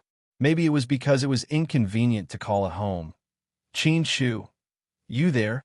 Suyu, yeah. Qin Shu, I want to talk to you about something. Suyu, go ahead. Suyu was used to Qin Shu's coldness and reticence. Qin Shu, the trip to Japan is canceled. Suyu, what do you mean? Qin Shu, Pudding and Little Bean won't go to Japan with you. Suyu, why? Qin Shu, because Mian said that she was afraid that you wouldn't be able to take care of the kids if they went with you alone. She wanted to go too, but I rejected her. Suyu, Mian did tell me about this, but I didn't agree. It's not good for my reputation. I can't go to Japan with her. What's going on? It doesn't sound good. Suyu remembered Huamin's unreasonable request in the hospital room that day and still felt a lingering fear. Qin Shu, yes, so after weighing the pros and cons, I decided not to let Little Bean and Pudding go. Suyu, but they'll be very disappointed. I promised them a long time ago. I even booked the plane tickets and hotel. It'll be a pity if they don't go. Qin Shu, it's okay. There will be chances in the future. I'm sorry this time. Suyu, don't say that. You're in a difficult position too. I know. I don't know what's wrong with Mian. She's been acting weird lately. Qin Shu, why do you say that? Suyu, I can't say for sure. It's just a feeling. All right, go back to your work. I'm going out to eat something. Suyu didn't continue to talk about this topic, and Qin Shu didn't ask either. Suyu said that he was eating, but in fact, he was eating and drinking with a group of rich second-generation heirs. Recently, he had been feeling depressed, especially after he found out that Cece had given birth to a daughter and Rick was the father. A few of his friends, namely Wei Liao, Xiao Wei, Tang Chuan, and Qi Ning, were all talking about it. Now, he didn't know if it was because of Suyu's shadow or something else, but as long as the child was mentioned, Suyu would feel an inexplicable sense of guilt. The scene before the explosion in Yunnan kept appearing in his mind. Then, She recalled that Huomin's child was gone just like that. Then, she felt an indescribable sense of suffocation in her heart. Everyone knew that Cece's child was similar to Huomin's. Now Rick was the father. Qin Shu and Huomin's relationship was extremely tense. He always felt that it was his fault, although he knew that everyone didn't want him to think that way. However, he still couldn't help but blame himself. Suyu was a well-known bachelor. He had been single for several years. Other than In, there was no one else by his side. Therefore, after work, if he wasn't busy, he would be bored and empty. Thus, he began his days of indulging in debauchery. Coincidentally, ever since Tang Chuan had Qin Ning, he had become a good young man. Therefore, Suyu couldn't find any confidence in the nightclub. He could only drink with the rich people to relieve his boredom, and was waiting outside. He knew what his president was thinking. A few rich people were famous for loving young models, so the nightclub manager walked in with a group of young models. No one dared to speak first. Lord Su, you choose first. In order to show Suyu's nobility, everyone let Suyu choose first. Suyu narrowed his eyes, leaned against the sofa, and glanced.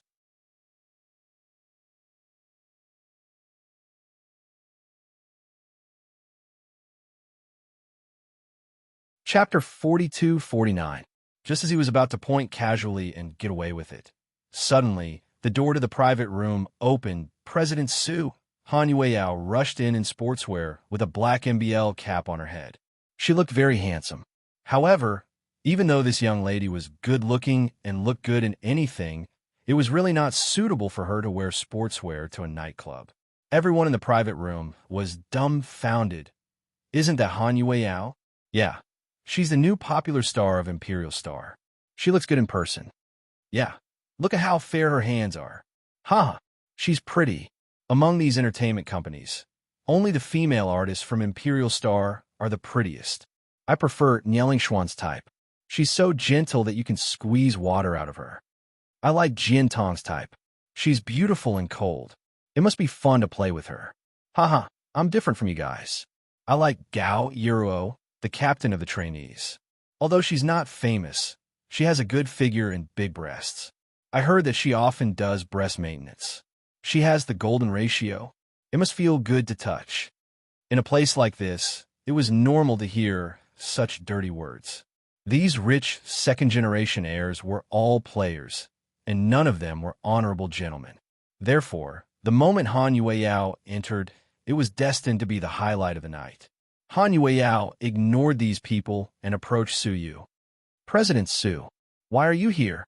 Suyu was puzzled. I was afraid it would be awkward if you didn't have a companion. I'm here to accompany you.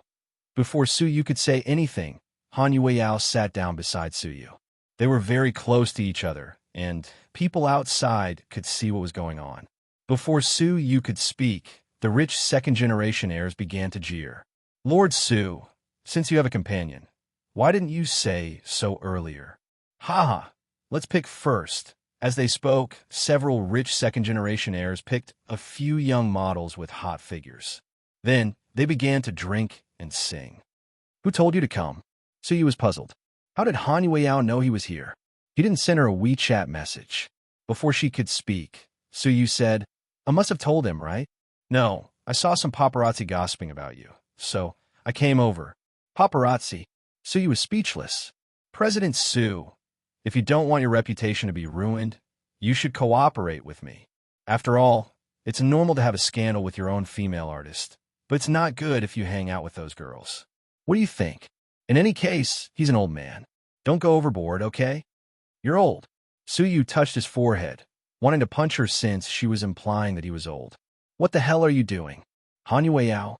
I'm not messing with you. I'm here to save you. To be exact, I'm here to save you. Thank you for your kindness, but I don't need you to save me. Don't you still have work tomorrow? Hurry up and go back. Suyu asked her to leave. He didn't want such a clean girl like Han Yueyao to get involved in this nightclub. Subconsciously, he was doing it for her own good. If you leave, I'll leave. If you don't, I won't leave. Han Yueyao seemed to have made up her mind. You're playing with me, right? Su Yu laughed in exasperation. President Su, even if we're playing with women, can we play with tasteful women? I really despise you. Su Yu.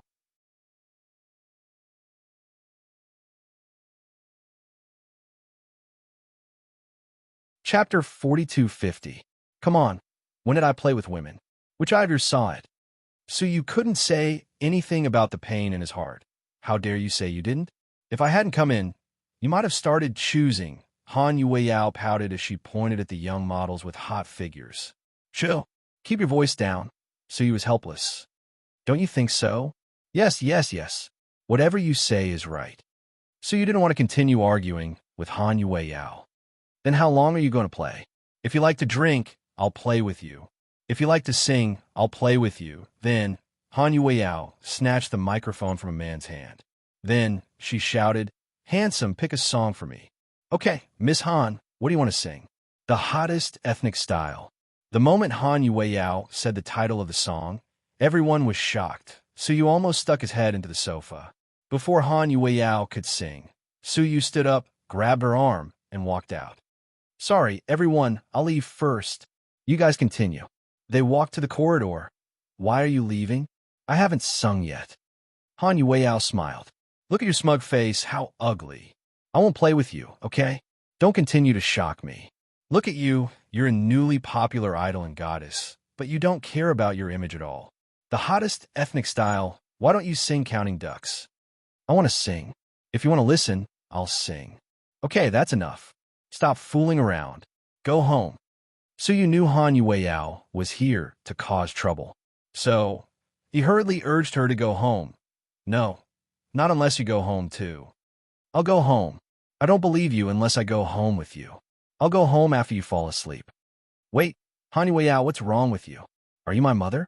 Why are you so controlling? So you didn't know whether to laugh or cry. If you want to call her mom, I don't mind, but Auntie Sue will definitely be upset. After all, she worked so hard to raise you. Fuck. So he was speechless. Unlike Huamin, Han Yueyao was good at talking back. Huamin was sharp-tongued, while Han Yueyao was a joker. This made Su Yu feel embarrassed, even if he wanted to fall out with her. Besides, I'm only 25 years old and don't have a son as old as you. Han Yueyao continued to smile. Stop fooling around. Let's go. Su Yu felt that it was not good to continue talking back here. If others saw it, they would think something was wrong. So, he simply pulled her out of the room, seeing his boss come out, and followed him out.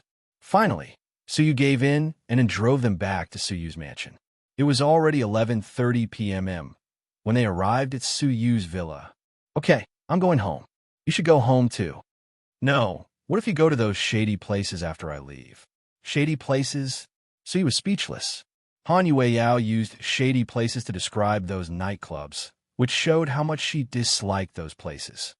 What? Am I wrong? And tell me, Han Yueyao asked him to be the judge. And didn't dare to offend either side. In the end, he only said, President Su, we should avoid those places. Huh, your health is more important.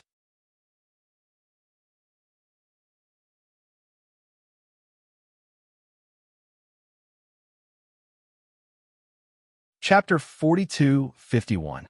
Damn it. Whose side are you on? Su Yu was furious that Mr. N had betrayed him and spoke up for Han Yueyao. Did you see that? Su Yu, the masses have sharp eyes. Okay. You're right. I'm going to sleep. Go to sleep. No way. You're going to supervise me? Su Yu was surprised. Yes. But I sleep naked. What a coincidence. So do I. Do you want to sleep together? Han Yueyao asked him with a grin. Su Yu, damn it. I'm impressed. I've never been impressed by anyone in all these years, but I'm impressed by you. Han Yueyao, you're so ruthless. Su Yu was completely speechless. How could Han Yueyao ask him to sleep naked together? Su Yu was at his wit's end. He wasn't thick-skinned enough to say those dirty words. So, was he being mercilessly teased by a little girl? Listening to them, and laughed so hard that he almost couldn't breathe. Furious, Su Yu turned around and went upstairs, throwing his jacket on the floor on the first floor. After Su Yu went upstairs, and turned around and gave Han Yueyao a thumbs up. Han Yueyao Thank you. Thank you. About half an hour later, I went upstairs to bring Suyu some medicine to sober him up and found that Suyu had fallen asleep. Han Yueyao stood up. Then I'll go back too. I'll drive you. No. It's so late. You must be sleepy. I'll take a taxi. I'll book one with the app. No, it's too late. It's not safe. It's okay. There aren't so many evil things. Now that the app has a real name system, I booked a luxury car to pick me up. It's relatively safe. Go to sleep. Han Yueyao came from a grassroots background and knew that it wasn't easy for him. It was so late. If he drove her back, he would drive her back. It was about 30 to 40 kilometers from the Imperial Star Dormitory to Suyu's mansion. It was also quite torturous, so no matter how much an express that he wanted to send her. Ignoring him, Han Yueyao stood up and walked out. Big Yao Yao, you came here today to get President Su back, right? Yeah, I don't like to see him drowning his sorrows and giving up on himself. I know that after Sister Mion's accident, he's been devastated, but he hasn't been able to find a way to vent. I know that. Yes, it's not easy for the boss either. I just hope that he can slowly walk out of this. Everything will get better. Suyu is so good. He deserves a better life. At that moment, she smiled warmly, and suddenly felt that it would be great if the boss liked such a good girl. However, he wasn't the boss, and the boss wouldn't listen to him. Big Yao Yao, you're a good girl. Keep it up, you'll become a big star. Forget about being a superstar. Earning more money is the way to go. The only way to solve my problems is to get rich. She made a V sign and went out. She got into the car she had booked online, worried that she might be in danger, and memorized the license plate number. Then, he told her to send him a WeChat message when she arrived at the dormitory. There were always many stories in this world. For some people, you liked them, and they liked you.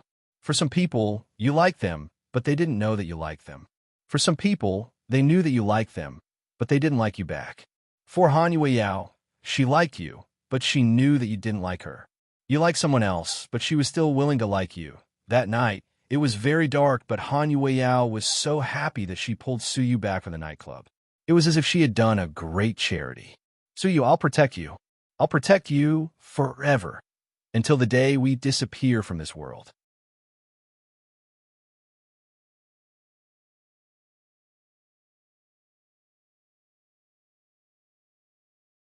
Chapter 4252. At this moment, Lu Yan's nest, which was the island where Qiao Fei was dead silent. Not many people knew that the professor had come and was here as well.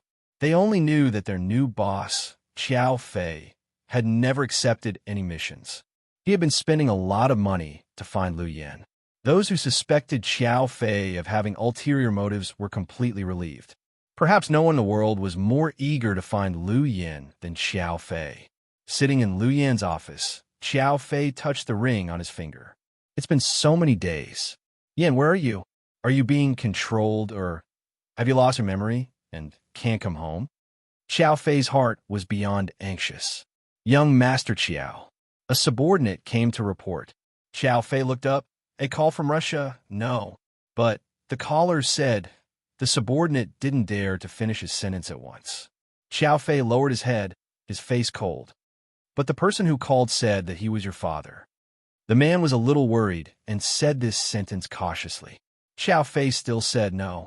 Ever since he announced that he would cut ties with his father and never inherit the family position, he really didn't plan to go back to Russia. He didn't care about being the biggest Russian mafia or the biggest arms dealer. Without Lu Yan, what was the use of money? What was the use of power? What was the use of the family position? All of these couldn't be exchanged for Lu Yan. After the subordinate left, the door was pushed open again. Didn't I say not to answer any calls from Russia? I don't want to have anything to do with them anymore. Qiao Fei's voice was so cold that it made people tremble. Fei, your father is doing this for your own good. A loving voice sounded. Qiao Fei looked up and stood up politely. Uncle Lu, don't blame your father. He has his difficulties in his position. I can't understand him, just like he can never understand me. I don't blame him, but I don't want to listen to him. Qiao Fei was still stubborn. He always thought Yin was the instigator. If it weren't for Yin, you wouldn't. Before Professor Lu could finish, Xiao Fei interrupted him. It's not like that, Uncle Lu. Even without Yin, I would still leave him. My father's position really doesn't suit me. It's not what I want. Professor Lu nodded. He appreciated Xiao Fei's decisiveness. Uncle Lu, you've locked yourself up for 2 days. Have you thought of any important clues? Xiao Fei placed his last hope on Professor Lu. After all, in their eyes, the professor was omnipotent. MHM, I want to try my last resort. Professor Lu nodded. What? Xiao Fei asked expectantly. I want to go to the place where I first met Linya and see if I can find her. The place where you and Dr. Lin first met. Where was that? Xiao Fei knew very little about Linya and Professor Lu. After all, even Lu Yin rarely mentioned them. Indonesia, Bali. Professor Lu smiled. His smile was gentle, but there was a hint of helplessness. If Dr. Linya was really still alive, but avoided him, what did that mean? It meant Professor Lu didn't seem to have a place in Dr. Linya's heart. This was a fatal blow to Professor Lu. You're tuning in to the Romance Rendezvous YouTube channel.